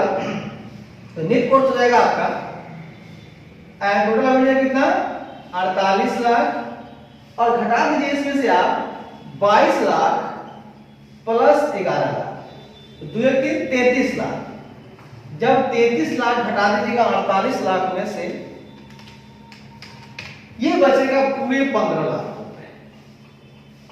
अच्छा मेरे खुदा नेट वर्थ 15 लाख हो जाएगा, तो मेरे पास एक जानकारी बहुत ही प्यारी दी हुई है यहां पर। वो जानकारी यही है कि मेरा capital to reserve and surplus है 1:4। Capital to reserve and surplus है आपका 1:4 और दोनों मिला के नेट वर्थ दिया हुआ है आपका 48 लाख। नेट वर्थ आपका है 15 लाख रुपए। ये दो पार्ट में बचेगा, शेयर कैपिटल भी होगा और रिजर्व एंड सरप्लस हो जाएगा। ये हो जाएगा 1, ये हो जाएगा 4। अब निकाल दीजिए। शेयर कैपिटल हो जाएगा आपका 15 लाख गुना 1/5 हो जाएगा यानी ये हो जाएगा 3 लाख और रिजर्व एंड सरप्लस हो जाएगा आपका 15 लाख गुना 4/5, ये हो जाएगा आपका 12 लाख रुपए। तो शेयर कैपिटल भी आ गया आपका, कितना आ गया शेयर कैपिटल? 3 लाख रुपए और आपका रिजर्व एंड सरप्लस आ गया 12 लाख रुपए। भैया रे जानकारी तो लगभग खत्म है, बैलेंस शीट का तो मुझको लगता है कि काम हो गया तमाम आपका। देखिए तो बैलेंस शीट में 3 लाख, 12 लाख, 22 लाख, 43 लाख, 26 लाख। अच्छा फिक्स एसेट हो गया ना, अब करंट एसेट का खेला चलेगा। सवाल था, जान था, ओ मेरी जान मेरी जान मेरी जान। सवाल तो जान था बेटा, अभी जान है बात। अब देखिए हम लोग चले गए दूसरी तरफ, गलती की सही, जो हो गया हो गया। अब हम लोग चल रहे हैं, सुनिए, आप करेंट एसेट निकाले हैं, करेंट लायबिलिटी निकाले हैं, आप 12 ये निकाले हैं, लॉन्ग टर्म लोन निकाले हैं, सब निकाले। बच रहा है आपका raw material, direct wages, finish good stock, ये बच रहा है 3 चीज। आइए यहां चलते हैं। कहता है मेरे दोस्त कि रॉ मटेरियल कंज्यूम्ड आपका है 20% ऑफ वर्क कॉस्ट। और सबसे पहले आइए निकालते हैं, स्टॉक ऑफ रॉ मटेरियल है 3 मंथ यूज है। स्टॉक ऑफ रॉ मटेरियल क्या है? 3 मंथ यूज है। देखिए निकालते हैं, अगर समझ में आ गया हो और आइटम समूह लिख दिए हैं तो मिटा दें क्या? पहले मिटा देते हैं, जगह कम है, समझाएंगे मिटाएंगे। भैया हमने पास था फिक्स एसेट, फिक्स एसेट की मदद से हमने निकाल लिया सेल, सेल की मदद से निकाल लिया ग्रॉस प्रॉफिट, ग्रॉस प्रॉफिट की फिर सेल की मदद से निकाल लिया नेट प्रॉफिट, फिर हमने कॉस्ट ऑफ गुड्स सोल्ड निकाल लिया, सेल्स में से घटा दिया। गलती की सही?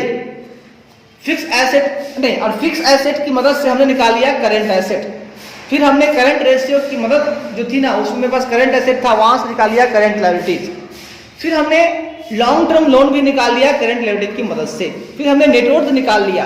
ऐसे तो नेटवर्थ होता है प्रोप्राइटर्स फंड के बराबर, कब? जब डेप्ट होगा 0, यहाँ डेप्ट 0 है नहीं तो कुछ नहीं करना है। नेटवर्थ में होता है share capital, reserve and surplus. तो अगर मेरे पास फिक्स एसेट करंट एसेट है तो दोनों को जोड़ करके अगर हम लॉन्ग टर्म लोन और करंट लायबिलिटी 2 चीज घटा देते हैं तो बचा हुआ मेरा नेटवर्थ ही होता है। नेटवर्थ में भी हमारा शेयर कैपिटल और रिजर्व एंड सरप्लस का मेरा रेशियो दिया हुआ था, वहां से हमने शेयर कैपिटल और रिजर्व एंड सरप्लस निकाल लिया। अभी तक हमने, अच्छा एक हमने डेटर निकाला था, ध्यान रहे भैया, हमने एक डेटर निकाला था डेटर्स कलेक्शन पीरियड से, तो वहां पर मुझे तो सेल चाहिए था, कॉस्ट ऑफ गुड्स सोल्ड जो थी नहीं, सेल्स पॉर्टल निकाल करके वहां से हमने डेटर निकाल लिया। इतना चीज निकालने के बाद अब हम थोड़ा सा और आगे बढ़ते हैं। अब देखते हैं खेला, खेला देखना है? जी हाँ भाई साहब, अगर खेला देखना है तो आप सेल और प्रॉफिट को रहने दीजिए, किसको रहने दीजिए? आप सेल और प्रॉफिट को रहने दीजिए, बाकी को हटाइए, ठीक है? चलिए इन सबों को हटा दीजिए, काम हो गया है हमारा। अब हमारे पास यहां से हम लोग कॉस्ट ऑफ गुड्स सोल्ड निकाल सकते हैं। गलती की सही? बिल्कुल। चलिए 0 पॉइंट चला गया, मान लीजिए कि 11वां पॉइंट, यहां से आप निकाल लीजिए कॉस्ट ऑफ गुड्स सोल्ड, ये निकलेगा आपका सेल्स माइनस जीपी। सेल आपका दिया हुआ है भाई साहब 78 लाख और जीपी आपका दिया हुआ है भाई साहब 11,70,000, निकाल लीजिए।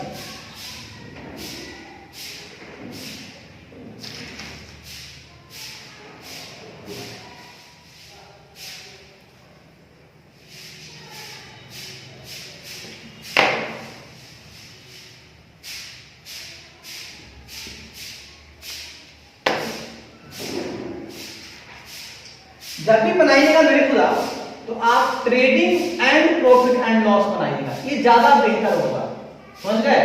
पहले ग्रॉस प्रॉफिट नहीं दीजिएगा, यहां पर पहले सेल दीजिएगा। मुझे लगा था यहां कचरा होने वाला है, हम सोच रहे थे कि बिना ट्रेडिंग की जीटी कैसे आए, हम पीएल कैसे निकालेंगे। तो सेल हमारा दिया हुआ था 78 लाख, उसको यहां पर डाल दीजिए आप। अब देखिए मजा कैसे आएगा, फिर आप कहिएगा मजा ले रहे मजा ले रहे। 78 लाख माइनस 11,70,000, 78 लाख माइनस 11,70,000 करते हैं तो आता है 66,30,000। कितना आता है भाई साहब? ये आता है आपका 66,30,000 आता है। अच्छा बात, जब 66,30,000 आ ही गया तो एक काम करते हैं हम लोग, स्टॉक ऑफ रॉ मटेरियल है 3 मंथ यूज है। स्टॉक ऑफ रॉ मटेरियल कितना है? Stock of raw material, stock of raw material है आपका 3 मंथ यूज है। तो आप बताइए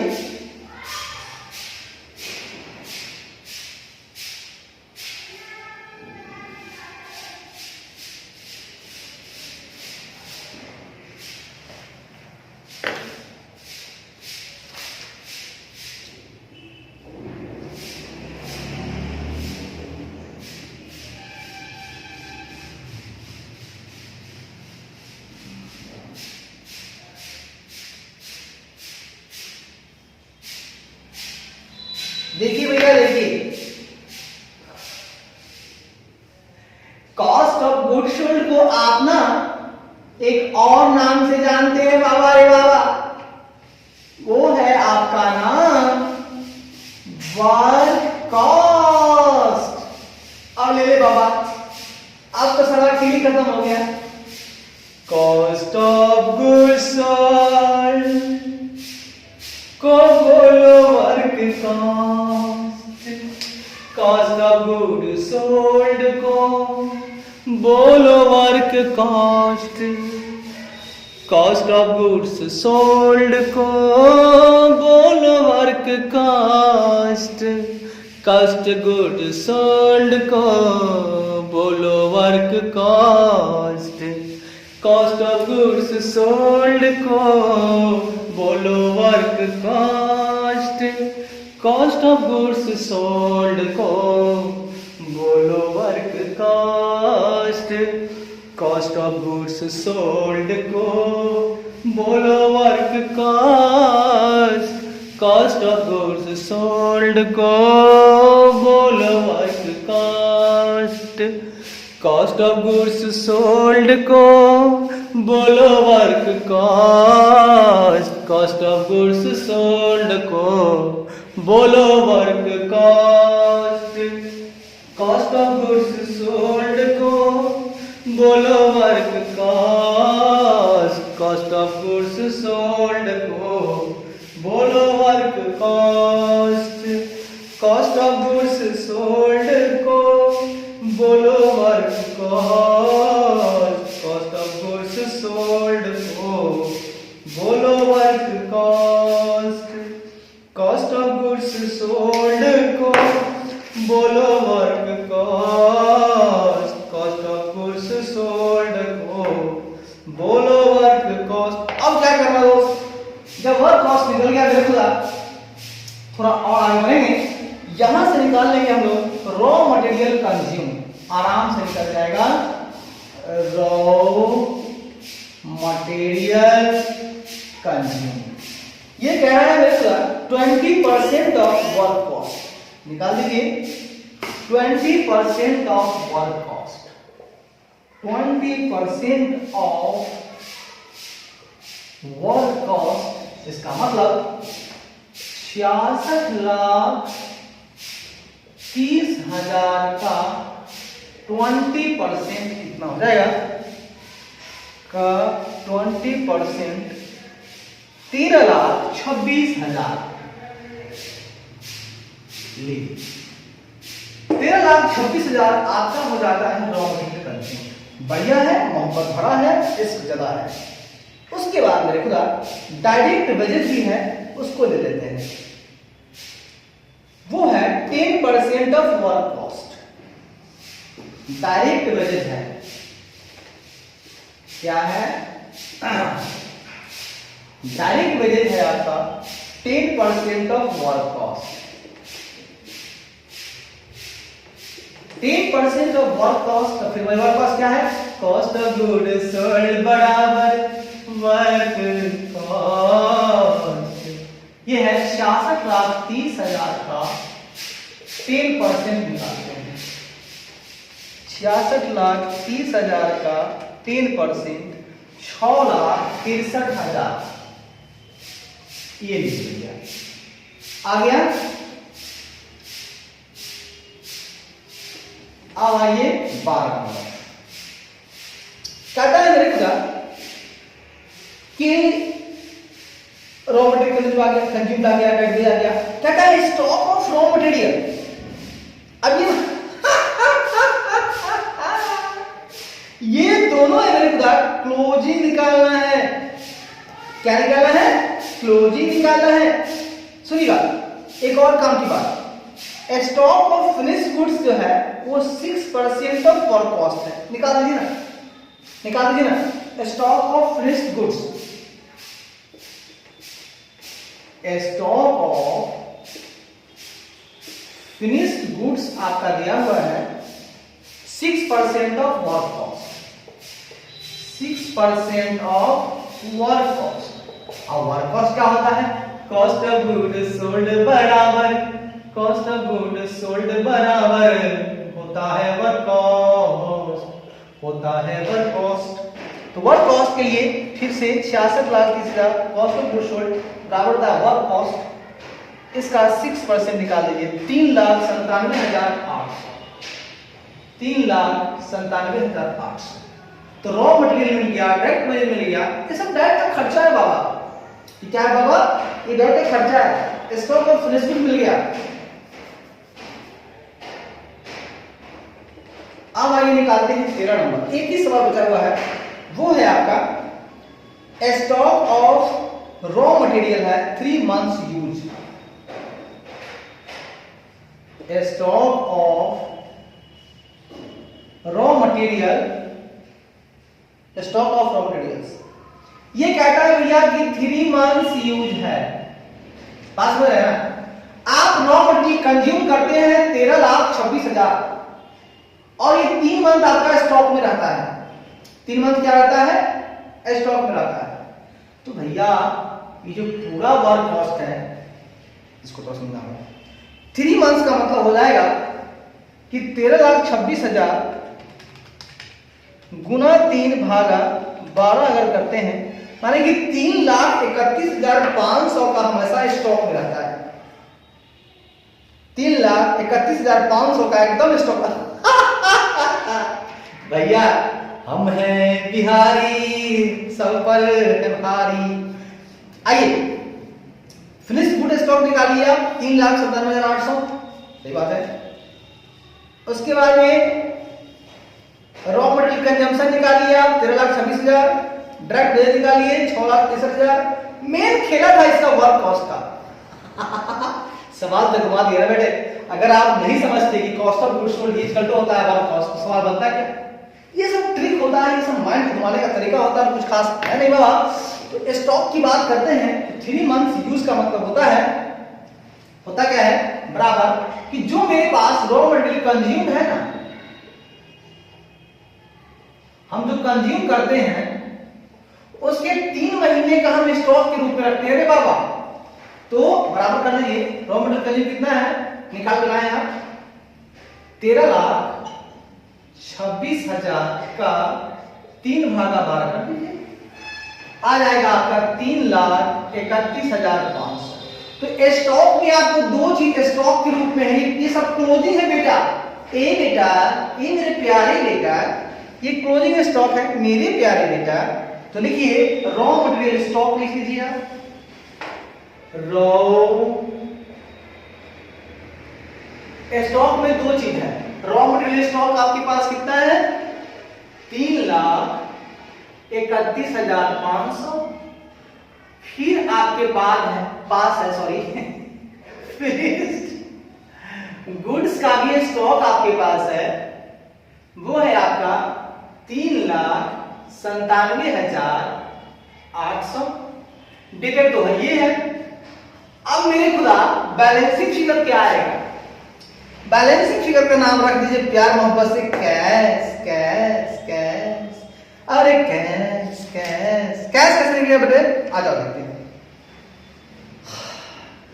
14 कैश अगर निकालना चाहते हैं, यहां पर हम कैश निकाल के बताते हैं आपको कैसे आएगा। देखिए आपके पास करेंट एसेट पूरा पता है, हाँ जी पता है। करेंट एसेट आपके पास है पूरे के पूरे 22 लाख रुपए। इसमें से आप घटा दीजिए स्टॉक, दोनों तरह का स्टॉक घटा दीजिए, स्टॉक ऑफ रॉ मटेरियल घटा दीजिए और आप स्टॉक ऑफ फिनिश्ड गुड्स भी घटा दीजिए और इसमें से आप डेटर्स भी घटा दीजिए। जो भी घटा के आएगा ना वही आपका बचेगा कैश और आप करेंगे एस। आइए स्टॉक है आपका, रिसीवेबल है आपका 12,82,192, 12,82,192। फिनिश्ड गुड्स है आपके पास 3,97,800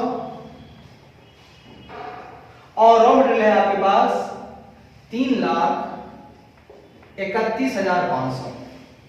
घटा लीजिए 22 लाख माइनस 3,31,500 माइनस 3,97,800 माइनस 12,82,192, 1,88,508, 1,88,508। देखिए तो बड़े भैया यही होगा 1,88,508। बैलेंस शीट आपका चिकना चिकना हो गया। अब आइए यहां पर देखते हैं प्राइम कॉस्ट।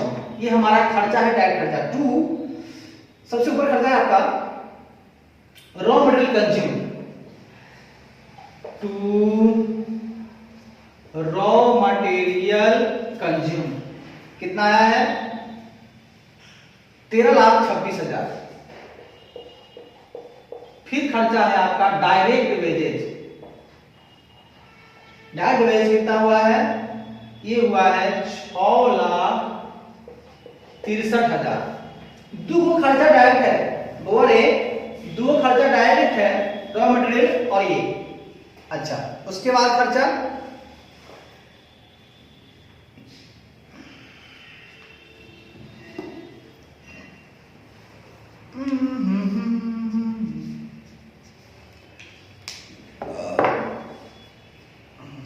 सुन,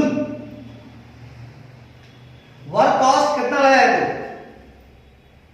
वर्क कॉस्ट लाया कितना? तो वर्क कॉस्ट लाया कितना? सर माइनस सीपी किया ना, सर माइनस सीपी किया तो वर्क कॉस्ट आया। ठीक है, अच्छी बात है। अब तुम्हारे पास कुछ है क्या? सब कलेक्ट कर लिया, ऐसा कर लिया। अब एक बात बताओ, यहां पर पहले आता था परचेज एंड कन्वर्जन कॉस्ट, यहां पर तेरे को ग्रॉस प्रॉफिट दिया हुआ है, सीधी ग्रॉस प्रॉफिट दिया हुआ है वो 11 लाख।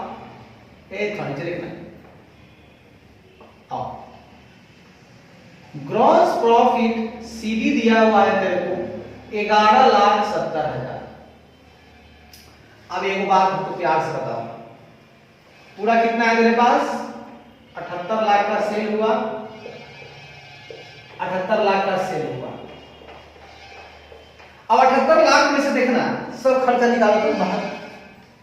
78 लाख में से प्रॉफिट गया 11,70,000, फिर 13,26,000 गया, फिर तुमको 6,63,000 गया, 46,41,000 रुपया बच रहा है। ये क्या है? तुम जानते हो कि रॉ मटेरियल कॉस्ट पढ़ोगे तो रॉ मटेरियल और डायरेक्ट वेजेज होता है प्राइम कॉस्ट। प्राइम कॉस्ट में जब हम लोग वर्क्स ओवरहेड जोड़ते हैं बेटा तो आता है हमारा क्या? Work cost. ये तीनों जोड़ क्या होता है मेरा? वर्क कॉस्ट होता है। और वर्क कॉस्ट अभी भी आपको बताए हैं क्या? सेल में से वर्क कॉस्ट बराबर क्या होता है, सेल माइनस जीपी भी होता है। तो सेल माइनस जीपी अगर आप करते हो, सेल माइनस जीपी अगर आप इसमें से इसको घटाते हो, माइनस करते हो, तो क्या आता है आपका, आता है सीओजीएस आता है, या इसको बोला जाता है वर्क कॉस्ट। अब वर्क कॉस्ट बराबर क्या होता है, तो होता है रॉ मटेरियल प्लस वेजेज अब प्लस वर्क ओवरहेड। यही मेरा तीसरा चीज आ गया, क्योंकि ऊपर में ये तीन चीज है, ये तीन को घट के यहां आएगा, नहीं तो इसमें से घट, इसमें से इसको घटाओ, जो भी रकम आ रहा है ना, ये वाला जो रकम ये आ रहा है ना, अगर इस तीनों को जोड़ने के बाद में, इस तीनों को जोड़ने के बाद में, बात सुनना, बात को समझना, इसमें से इसको घटाया जाता है, कितना है, कितना है पूरा वर्क कॉस्ट, तो वर्क कॉस्ट पूरा आया तो 66,30,000, कितना आया ये 66,30,000। तो ये 66,30,000 है ना, वो तीनों के बराबर होना चाहिए, ये तीनों मिलाकर कितना होना चाहिए 66,30,000। तो कैसे आएगा 66,30,000, ये तीनों मिलाए कैसे आएगा, आ जाएगा ना 66,30,000 हमको चाहिए, उसमें से रॉ मटेरियल दिया हुआ है 13,26,000 घटा दो और 6,63,000 वेजेज दिया हुआ है, यानी कि 46-41 कुछ ना कुछ तो है।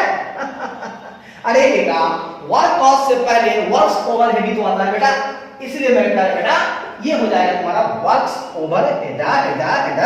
सवाल मस्त है, दीवाना बनाएगी, दीवाना बनाती है, पागल कर जाती है, याद तेरी याद जब आती है। आइए ग्रॉस प्रॉफिट सीधी को आप यहां कर देंगे बाई ग्रॉस प्रॉफिट बीडी, वो कितना हो जाएगा भाई साहब 11,70,000।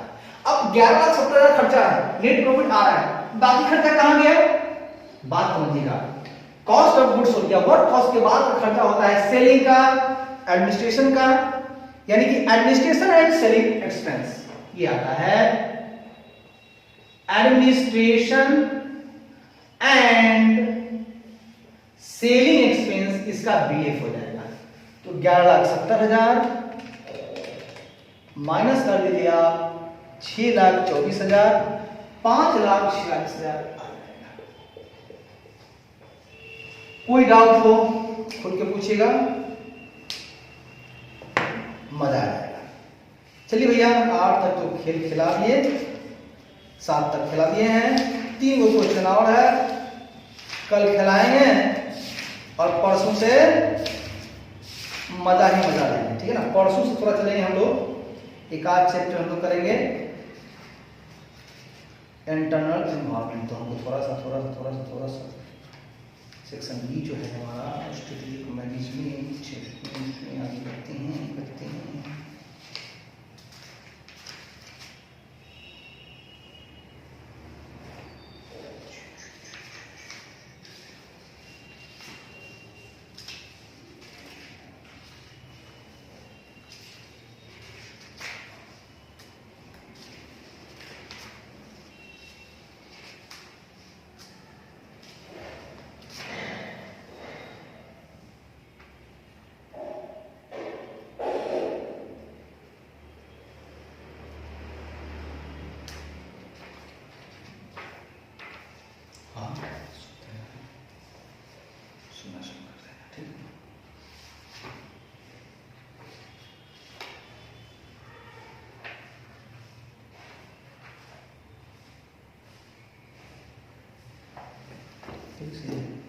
चलिए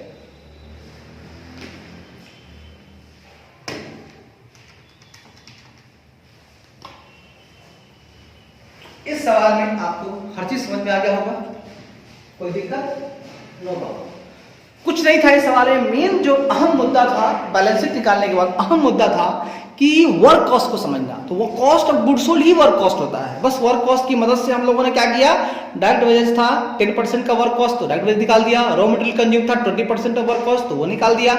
अब स्टॉक में फिनिश स्टॉक था, वो भी 6% का वर्क कॉस्ट था, वर्क कॉस्ट का 6% था, तो स्टॉक वाले में 2 चीज दे दिए, स्टॉक फिनिश गुड्स वहां डाल दिए। अब रॉ मटेरियल में कहता है 3 मंथ्स यूज, मतलब 3 मंथ इस्तेमाल करने वाला है ना, वो मतलब स्टॉक में है, स्टॉक में रहता है, ठीक है ना, मतलब 3 मंथ को हम लोग यूज करते हैं, 3 मंथ का इस्तेमाल है, तो 3 मंथ तक स्टॉक में रहता है। तो जो मेरा कंजम्पशन है 13,26,000, उसका 3/12 निकाल देंगे तो मेरा स्टॉक में रह जाएगा, बस उससे मेरा तो स्टॉक का काम खत्म हो गया, है ना। वहीं से हम लोग कैश निकाल लिए, करंट एसेट में से घटा दिए हम लोग, स्टॉक दोनों निकाल दिए, हटा दिए तो निकल गया। अब सवाल उठ रहा था कि हम लोग वहां पर आगे बढ़े तो सेल दिए हुए थे, अब रॉ मटेरियल कंज्यूम तो निकाल लिए, डायरेक्ट वेजेज निकाल लिए, ग्रॉस प्रॉफिट निकला हुआ था, अब बचा हुआ बाकी था क्या, तो बीच का जो चीज था वो वर्क्स ओवरहेड था, क्योंकि raw material plus wages, raw material consumed plus direct wages होता है प्राइम कॉस्ट। प्राइम कॉस्ट में जब हम लोग वर्क्स ओवरहेड जोड़ते हैं तो होता है वर्क कॉस्ट, और वर्क कॉस्ट ही तो है सेल और माइनस जीपी का, सेल माइनस जीपी का मतलब होता है वर्क कॉस्ट, मतलब कॉस्ट ऑफ गुड्स बोलिए उसको, या वर्क कॉस्ट बोलिए, वर्क कॉस्ट बोलिए या कॉस्ट ऑफ गुड्स बोलिए। अब जब आपका ग्रॉस प्रॉफिट में से अब तो आपने वर्क कॉस्ट तक काम खत्म कर लिया, तो उस जीपी में से जब हम लोग नेट प्रॉफिट तभी आएगा जब हम लोग वहां पर एडमिनिस्ट्रेशन एंड सेलिंग का खर्चा घटा देंगे, तो बैलेंसिंग फिगर जो 546 आ रहा है वो हमारा हो जाता है एडमिनिस्ट्रेशन एंड सेलिंग एक्सपेंस, ठीक है।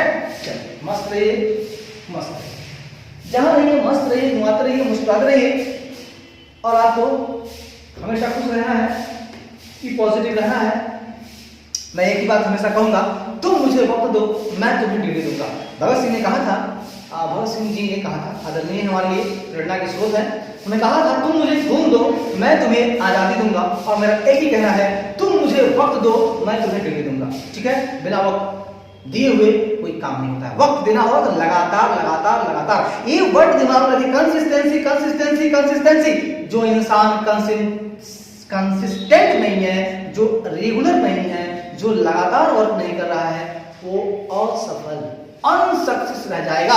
लेकिन जो कंसिस्टेंट है, जो लगातार चल रहा है, वक्त चाहे जितना भी लगे उसको सफलता मिलनी है, मिलनी है, मिलनी है।